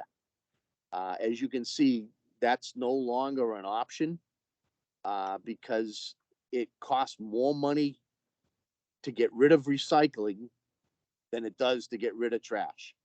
$110 a ton. The market for recycling is gone, but we have to do it. And we know it's the right thing to do, but sometimes doing the right thing costs you money. So it's where we're at. Joyce? I agree with what you say. I think that we have a good way of handling it because we are paying out of pocket. So that's nice. You know, it's not, the town isn't paying for the whole thing. So we are doing our job. And I think I agree that if we had, you know, let's say 6 different trucks running around and picking up people's trash, and some of them don't do recycling, and then the recycling's left out. I mean, I saw this happen back in the day, and what happened was, what you ended up seeing was trash in the woods and all that stuff. So I think this is a great way. And as you said, recycling has changed dramatically. You know, the cost is up, and you know, it'll be no different for anybody else. You know, so I think they do a really good job. And I think even now with the new Totos they're going to be doing, that will make it even easier and nicer. And you know, I think it's good. You have to go with it, I think. So the other variable here, the other part of the discussion is we know what Harvey is presenting, and this is pretty much the best that they're going to be able to do, right? So Right. for discussion purposes, what are the alternatives? If this were deemed to be, or folks were looking at this and saying, hey, this is a big increase financially, what are the alternatives that we could potentially look at? Well, you know, one alternative, which would probably be the most dramatic, is to not provide a service at all. Right. Right? Personally, I don't think that is the way to go for the various reasons that, you know, both of you have indicated. I believe it's an important service to have something consistent, one vendor doing the work throughout the community. I think it streamlines, you know, trash collection operations within the community. So from that perspective, you know, I would agree. So I personally don't think we could say, hey, we're not gonna do this, right? And not give any option to the residents. Right. The other option would be, well, as some people might be thinking, what about going out to bid? And going through a bidding process to see who may or may not be able to provide the services we need at potentially a more competitive price. Jack has done a little research in that regard, and the options for players out there were very limited. The industry is getting consolidated, and so I don't know that we would necessarily see anybody that could come forward with an RFP that would be as competitive, but not only that, would meet the needs of what we would want, because that's part of any RFP, right? You have to outline what, you know, the vendor is going to be required to do. And, you know, there aren't a lot of vendors that, and part of this is recycling. There's some vendors out there that don't do recycling. They just do the trash, right? The other element of discussion could be something like, well, what about, instead of this being a subscriber-based program, should this become, and it probably is not something that could be considered this cycle, but should this be something that should become a taxpayer-based program? I mean, I know at one time, many years ago, it was, and it was determined that that was not desired, and we got into the subscriber-based format. But are we at a point, is the community at a point where we need to bring in all the residents from that perspective? That's, you know, you are spreading it out. Granted, the numbers here, if Jack can open up the spreadsheet a little bit further, and looking at the number of participants, total subscribers is 1857, right? So that only represents a portion, a significant portion, but only a portion of residents. There's still about 400 or so residents that do not participate.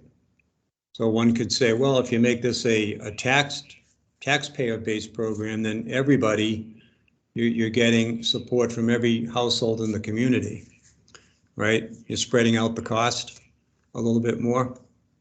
But, you know, I don't know if that's a desirable avenue to go as well. And now you're getting into the, you know, an area that I know, you know, was considered not to be something that, you know, at one point not a desired element or a desired direction to go in, you know. So those are the variables that we would have to throw out there.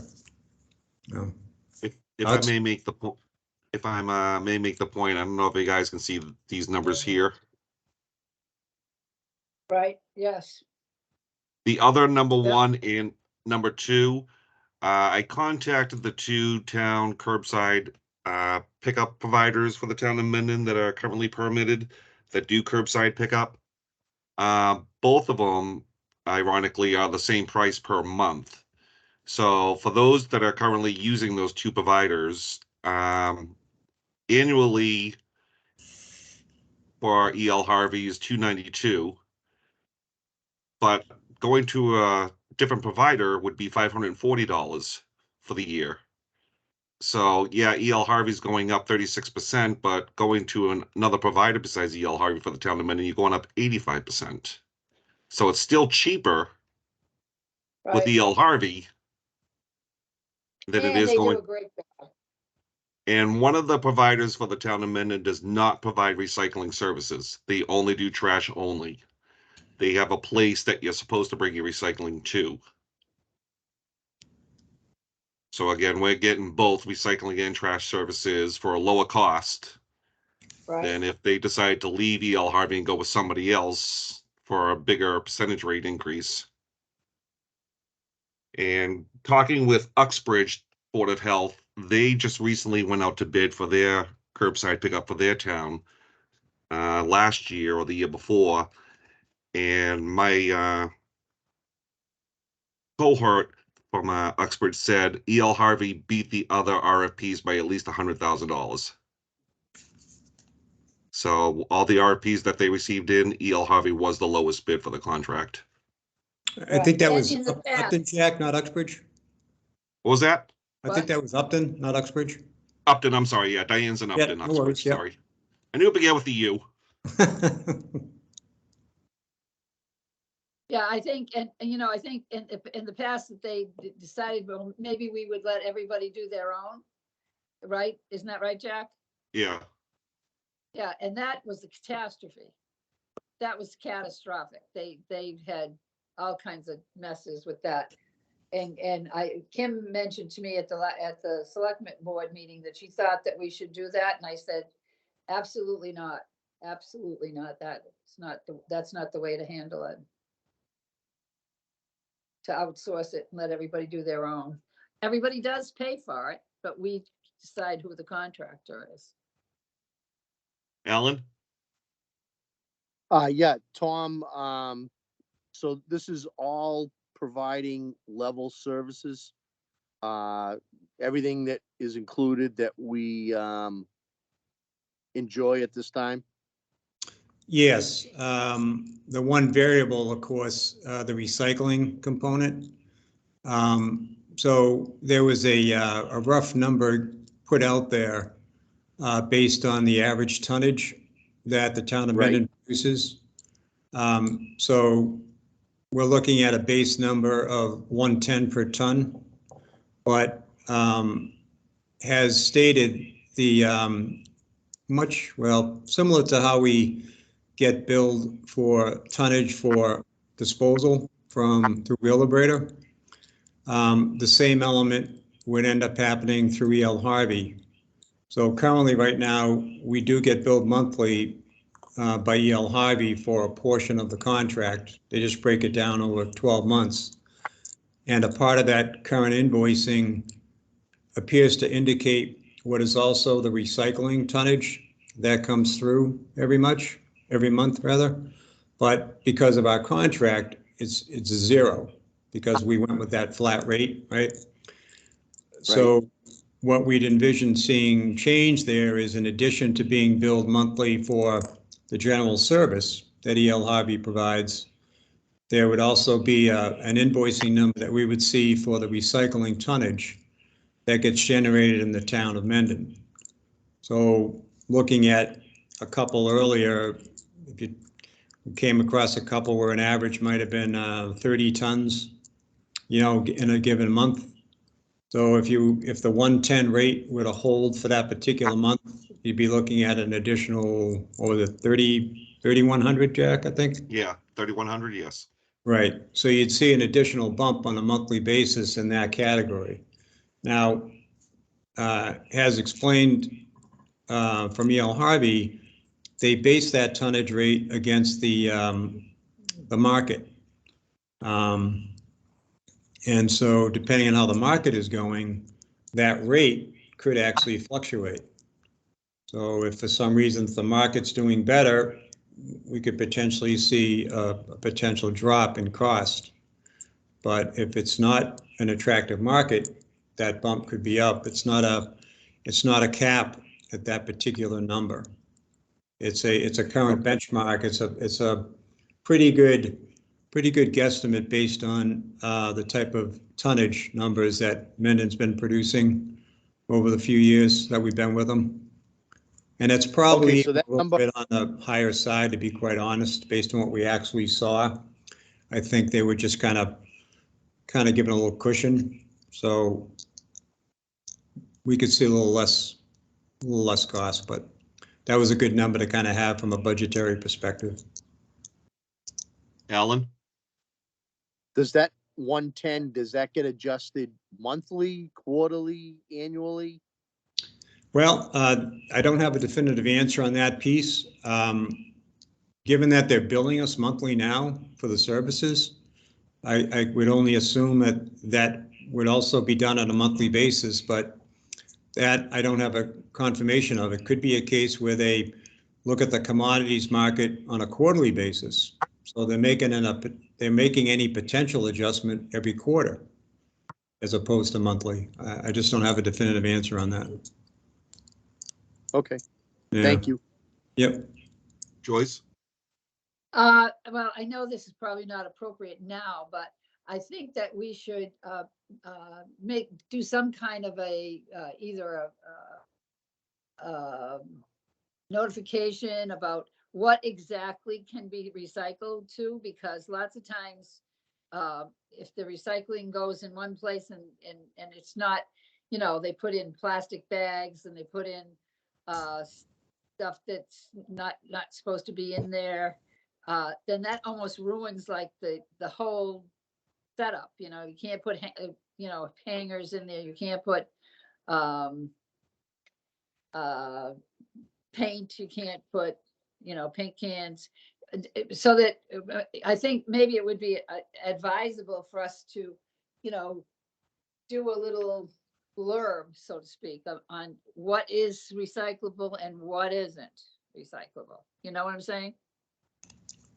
Agreed. Yeah, this could be a really good opportunity to increase that educational part of things. Right. Alan? Again, Joyce and Tom, I agree completely. But we also need to make sure that people understand what our recycling program can recycle. Unfortunately, there are materials out there that have the recyclable stamp on them, but our program doesn't cover them. Cover that, yes, yeah. Yeah, one of those things is styrofoam. Right. So we don't all plastics. We don't accept all plastics. So we need to make sure that education component is very specific to what we cover. Thank you. The future Board of Health member just entered the picture. That looks like the chairman. The new chairman of the board. Yeah, so, I know we have an upcoming, we have a budgetary process that all the departments are in, and we have an upcoming meeting with the Finance Committee next week. So these will be some things we'll be, reviewing with them. I believe that they had a desire to kind of get from us in advance this generally what we're looking at ahead of time, so they just kind of had a chance to absorb it before we actually did our meeting with them. So. You're on mute, Joyce. I need a keeper. I think we should do that. I think we should go with this. I mean, I think that they do a great job. You never see them leaving stuff on the streets. I think this should be our place. I will say there's one large player out there that when we did our reach out to determine an interest, and potentially if Minden were to go out to bid, to kind of gauge what the interest might be. We did have one large player that gave a response, and I found it to be very interesting. And pointing out that in the industry, there are still a lot of supply chain issues. And as much as that player would have liked to have entertained participating in an RFP this year, they basically said they would not be in a position to do so until at least next year. So, you know, for those who might be thinking of other competitors out there, that could be possibilities. Again, it goes back to I just don't know that the options honestly exist. Right. You know, there's one might ask, well, could we go with an extension of this particular contract for one more year? And then next year, in earnest, do we put out an RFP where potentially more players are in a better position to bid? That did not sound like necessarily a good pricing alternative from E.L. Harvey's view. Generally, as you probably know, a short-term contract isn't necessarily as attractive pricing-wise as a long-term. So I don't know that we would see a positive result, although it was put forward to them. Alan? Yeah. It's a lot of work to go through this process. And I think that, you know, I would like to see the number a little sharper. But so essentially, just to kind of highlight, Alan, for you, the reduction in the price that they were offering from originally what was 500,000 for the program with carts versus the program with no carts, which was priced out at 450. They were essentially dropping the cart inclusive program down $50,000. So from their perspective, they would be absorbing the cost of the cart element. And so that's basically the difference in price. So if people are trying to figure out where that money was coming from, it would basically be that, you know, they would be absorbing what would have been a quote unquote rental fee, because basically if we go with carts from Harvey, these carts would be essentially rented. These would not be carts that the resident would own. So if we separated from Harvey would have a right to the carts back. And you know, and I think for the most part, most of our residents, I believe, already utilize a cart in some fashion or a barrel. Essentially is what we're talking about here. They may not be the same gallon size. So you have a variety. You got 30-gallon barrels out there. You got 45-gallon. You got 65-gallon. You know, I know what E.L. Harvey would like to see is a lot more of the automation element being utilized, but they are also telling us that they will still continue to throw bags. So if you had an individual out there who uses bags and for whatever reason doesn't use a barrel or a larger cart, E.L. Harvey will continue to throw those bags up to and inclusive of the allowance we currently have in our program, which is, you know, 120 gallons roughly. So somebody who has, like myself, I have two 65-gallon carts, if you will, barrels. So even though combined that's, you know, 130 gallons, that still works within what E.L. Harvey's fine with tipping. If I were to put out another bag outside of those two barrels at curbside, let's say on the day of trash pickup, I wanted to run out with another bag and I didn't put it in my barrel, that would be considered going over the limit and they would not pick up that bag. So they're essentially looking at the current structure of the gallons that we put out there to people, which we break it down to reference 4 30-gallon bags, but that could also be 4 30-gallon barrels, right? So that's how they've been looking at it. And of course, we still have, they're still fine with the town doing a sticker program. So, whether the Board of Health considers any changes with that piece of it, if there are bags out there outside of that 120-gallon type container, that as long as they have stickers, they'll continue to manually throw those. So that program's still in play. And I know we've kind of talked a little bit about whether or not we need to adjust the cost of that program, but that's another discussion. Lonnie? Hey guys, I just have to jump. I'm traveling early tomorrow morning and I still haven't even packed. So I'm just gonna jump off. Is there any questions or anything you need from me? Not at this time. I think we're good now. Thanks very much. I am just gonna be at home. So if something pops up, don't hesitate to just call me on my cell and I'll jump right back on. Great. Thank you. Thank you for helping me. Anytime, Joyce, anytime. Have a great week. Have a great week, everybody. You too. You too. All right, so I'm gonna say for budgetary purposes at this time, I would say, Jack, use these numbers Okay. so that you can provide them to the finance committee. Yep. If my fellow members are in agreement with that. I agree. Yeah, I think from a numbers perspective, I think this is a pretty good representation. And I know Jack and I were talking earlier, I know we got some bullet points that basically outline some of the differences.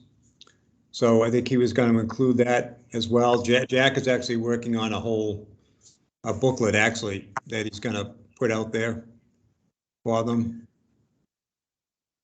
Tom, what do you recall, or does Joyce, do you recall what our current status is for the scholarships dollar amount? 2 500s, right? Joyce is on mute. I just didn't want all the family confusion going on. Our baby's going home, so it's like, yeah, I thought it was 2 500s. Okay. I know I'm probably being picky, but do we have any asks from E.L. Harvey to bump anything up at the 450? Or is, are you guys comfortable with this? I am comfortable with it because I've been reading a lot of things about what's happening now, and it's tougher and tougher. It's everything's changed, and again, as we said, diesel fuel is up, and it's we're in that little pickle, I think, right now, and and I think they do a good job, and yeah, I don't know if comfortable is the right word that I could apply to the scenario. I think it's unfortunate. I think as the rest of the country, I think we're falling victim to the economic environment that we're in. I think that from a performance standpoint, E.L. Harvey has done a great job. We've had very, very good service. Great representation. They've always been responsive when there have been issues. We have a very good individual that does our route. So, those things count. I will say that, E.L. Harvey is no longer the family-run operation that it once was. It's now a corporate entity. It's owned by another company. So this in part of this pricing may be reflective of that. I don't know, but you know, a little bit of that could come into play here, but again, it's the options. I mean, do we have any other really viable options to go with? Well, not just that, I mean, like, we know that we were in a good position 5 years ago. With the, you know, fixed rate for the recycling, with the fact that, you know, E.L. Harvey wanted our business, and I'm not saying that they don't want it now. But, you know, they came in at a very competitive rate, at the time. We know that our, Wheelabrator rate, wind waste disposal rate was good at the time. And all these things over the last 5 years have been creeping up.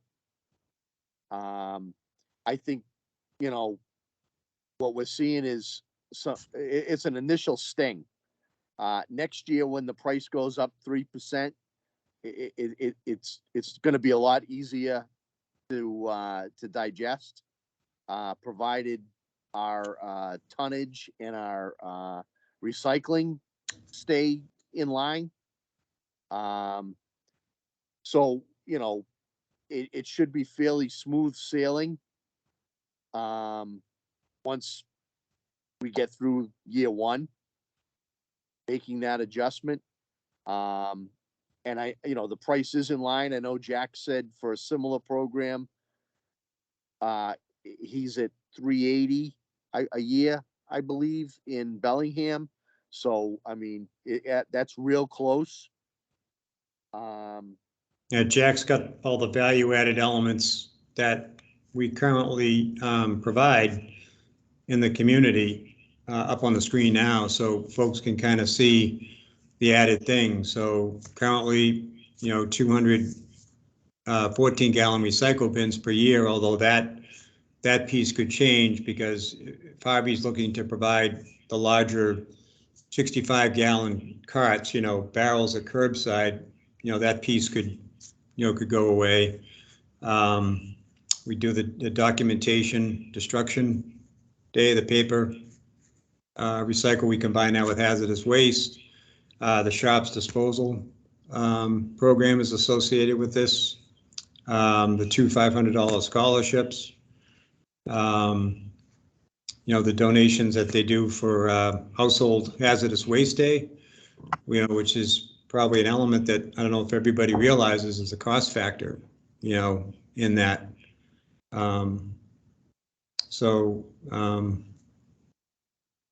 Yeah, there's you know, there's some pluses in there. You know, the dumpsters they provide to the municipality.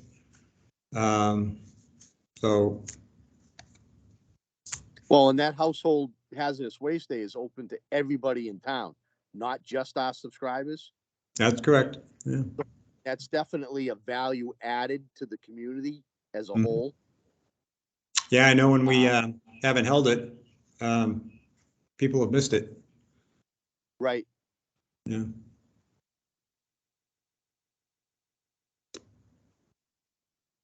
Do we want Harvey to generate a contract? Well, I would say we should probably get through our meeting with FinCom first and have our discussions with them as part of this to see what other questions or discussions might come from it. I mean, there's still plenty of time and the contract isn't up until the end of June. So as far as formally putting it on paper, we're basically saying it's the same essential contract. It's just the numbers are going up, right? Of course, the added element of recycling factors in, but the structure of the contract is essentially the same. The other part of it is, you know, going with the program where they're actually kind of reducing the price for the cart to include carts. You know, how does that play in? Like I said, a lot of people probably already have barrels of carts, but we could put it out there that for those that don't, or those that want to participate, you know, we could, we take it as an order basically have residents responding to us with a need and Ivy delivers on an as-needed basis. I don't know how that gets rolled out, but Yeah, I would probably rely on Javi for guidance on how to implement that part of the program, yeah, because I'm sure that that would take place before the contract actually started, so that Right. everybody has that on board. Mhm. You know, I'm not saying it's going to take place a month ahead of time, but it might, you know, take place a week or two in advance, and it might take a week or two into the contract to get it completed so that everybody gets what they need. Right. I mean, those totas are a definite plus for keeping trash where it belongs. They're less apt to fall over in the wind and things like that. So that there are definite benefits to going that route, even from the side of a consumer. You know, the crows can't get the lid off. There's a lot of, you know, when you're driving down the street and everybody's got their totas lined up, you know that everybody's in line, you know, and it definitely looks better than just bags of trash out there, that the animals have an opportunity to get in, especially for people that put it out the night before. Mm-hmm. It keeps the trash where the trash is supposed to be. And, you know, our beloved driver, Phil, will last a lot longer if we use totas. That's for sure. Correct. I mean, I think that's it's safer for them, and it's to me that's an important thing, you know, knowing that lugging hurts backs, and things fall over and they tip over, and you know, when they have the arm just picking it up, I think it's so much safer. I think that's good for everybody, you know. One other Okay, so subject topic that I'll just throw out there. Sorry, Alan. no, that's fine. At this new price point, would either of you foresee a reduction in participation?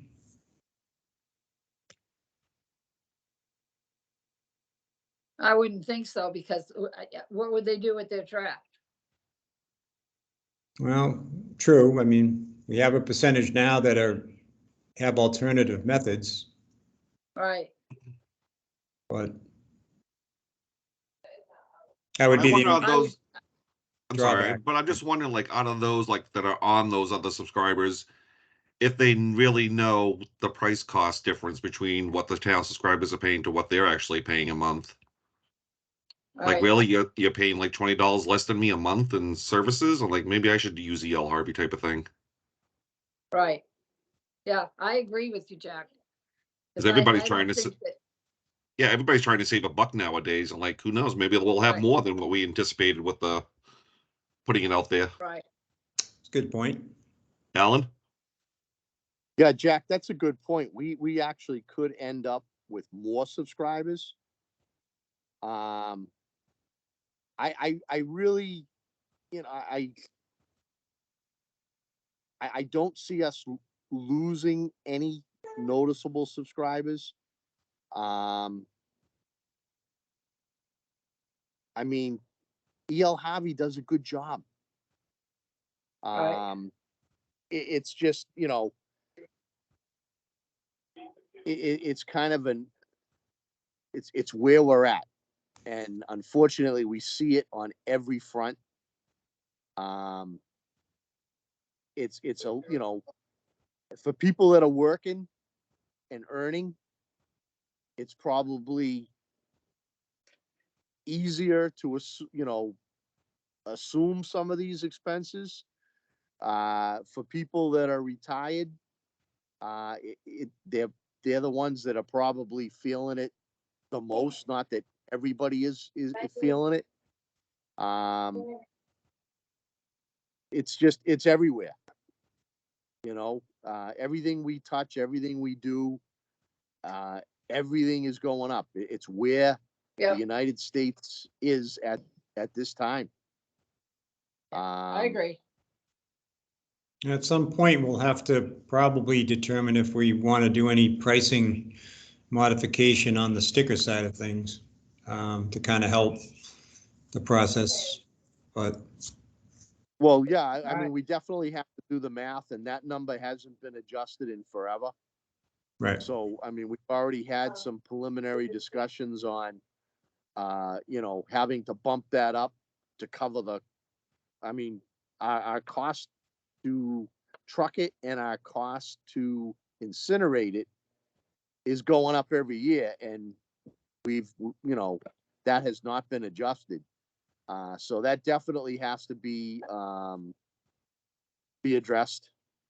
Yeah, you can see something that Jack has up on the screen now. So you can kind of get an idea what our sticker revenue has been producing over the last few years.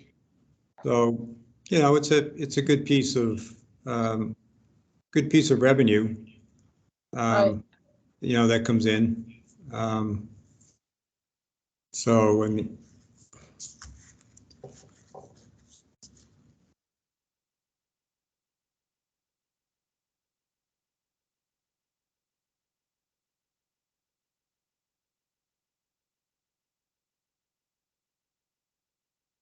All right, so I will put those numbers into the report for the FinCom and the select board for next week's meeting. Yeah, make sure you, is that gonna be in person? Yes, it is. All right, yeah, make sure you, remind us date and time and place. Okay. it's probably a 7 PM start, I think, right? Maybe? That's what I'm thinking, but Do we know? Yeah, I think it's from Board of Health is 7 to 7:30 and trash is 7:30 to 8. we get an hour? We're having two separate topics, yes. Yikes. But I will double check and confirm. Does only the chairman have to go to that? Only the chairman and the assistant speak. Right. Yeah, there you go. The, is that up at Town Hall probably? Yes, it is. Okay. Yeah, make sure you send me a reminder. I'll put it on my calendar right now. All right. Of course, I'm doing it the old fashioned way. My calendar is a piece of paper and I have to put it on there with a pen. That works really well, though. All right, so I guess we can move on to the minutes. Well, we do have a men and update cleanup event, ad placement. Oh, sorry about that. Go ahead, No, Jack. no problem. I do have an email from Ann Mazar asking if the Board of Health will again pay for half of the ad. This is the ad that gets placed in accordance with, I believe, is Upton. Half the ad gets placed with half being paid by Upton and half being paid by Mendon. So she's just looking to see if we'd be willing to do that again, and that cost would be for $93. Yeah, we've done that in the past. I move that we do that. I second the movement. All in favor? Aye. Aye. Yeah, Board of Health. There you go. Always on the move. All right, I just want to know what Joyce is thinking right now. I'm not going. All right, so the last agenda item is the Board of Health minutes approval for July 13th, 2022, July 27th, 2022, August 10th, 2022, and August 24th, 2022. I can't do the first one. Yeah, I only saw one thing, Jack. Okay. I'm gonna find it. I circled it in red. And it's not a big deal, but I know how you like to have things complete. And let's see. I feel kind of funny even pointing this out. I'll Where point is it it? out.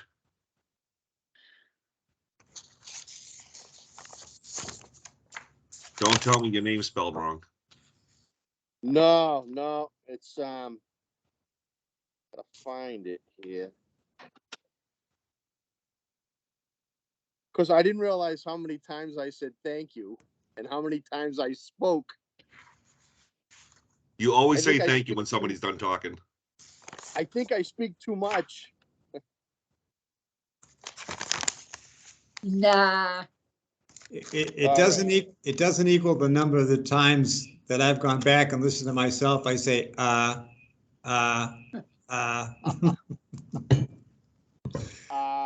Wednesday, August 24th. And let me get there. August 24th. Yep, bottom of page 1. Bottom of page 1. Yep.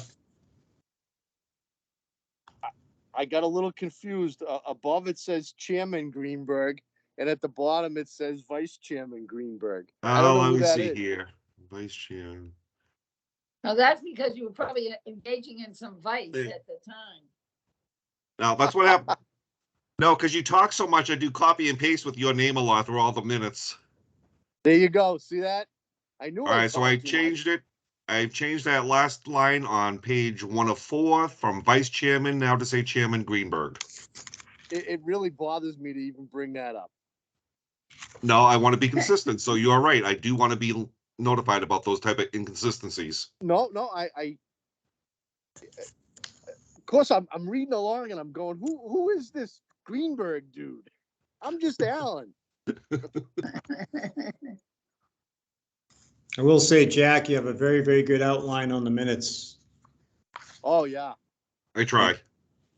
easy reading. Yes, you do a good job. I agree with that, for sure. Well, thank you. All right, so let me get a motion for July 13th from Tom and Alan. I'll make a motion to accept the minutes for those 2 dates. I'll step down in second.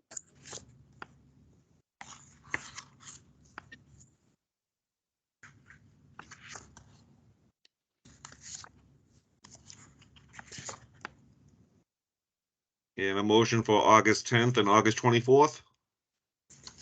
I move that we accept the minutes as presented to us for those 2 dates. I'll second the motion. All in favor? Aye. Aye. All right. All right, so now the question is, a week from tonight is the FinCom Select Board Board of Health meeting on the budget. So that is Wednesday, the 15th. Yep. So the 2-week meeting mark would be the Wednesday after that, which would be the 22nd. Yep, So we good with the 22nd? Yeah, I am. I am. Joyce, Yep, 6:30 again? Yeah, yep.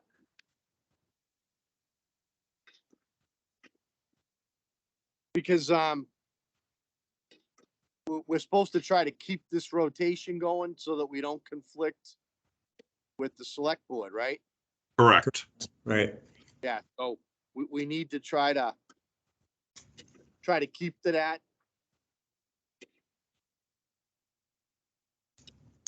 So that's All right. good.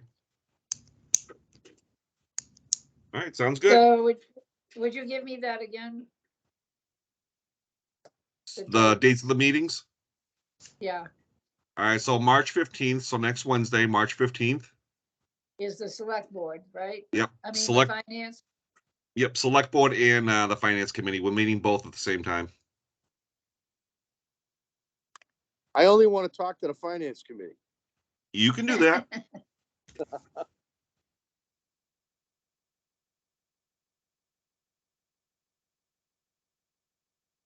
So that would be 6:30, right? I believe 7? 7 o'clock for the 15th. Oh, 7? Okay. Yep. And that is in person at the town hall.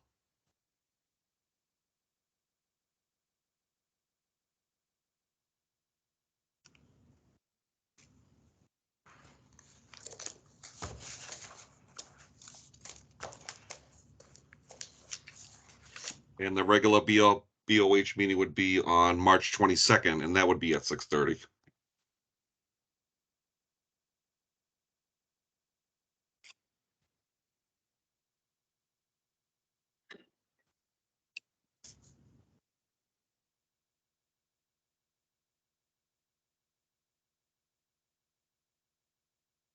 I just need a motion to adjourn. So move. I'll second that motion. All in favor? Aye. Aye. Aye. Thank you all very much. I appreciate everybody's participation. Thank you. I'm sorry I Evening. had my issue. Well, Joyce, I want to talk to No. you about your issue.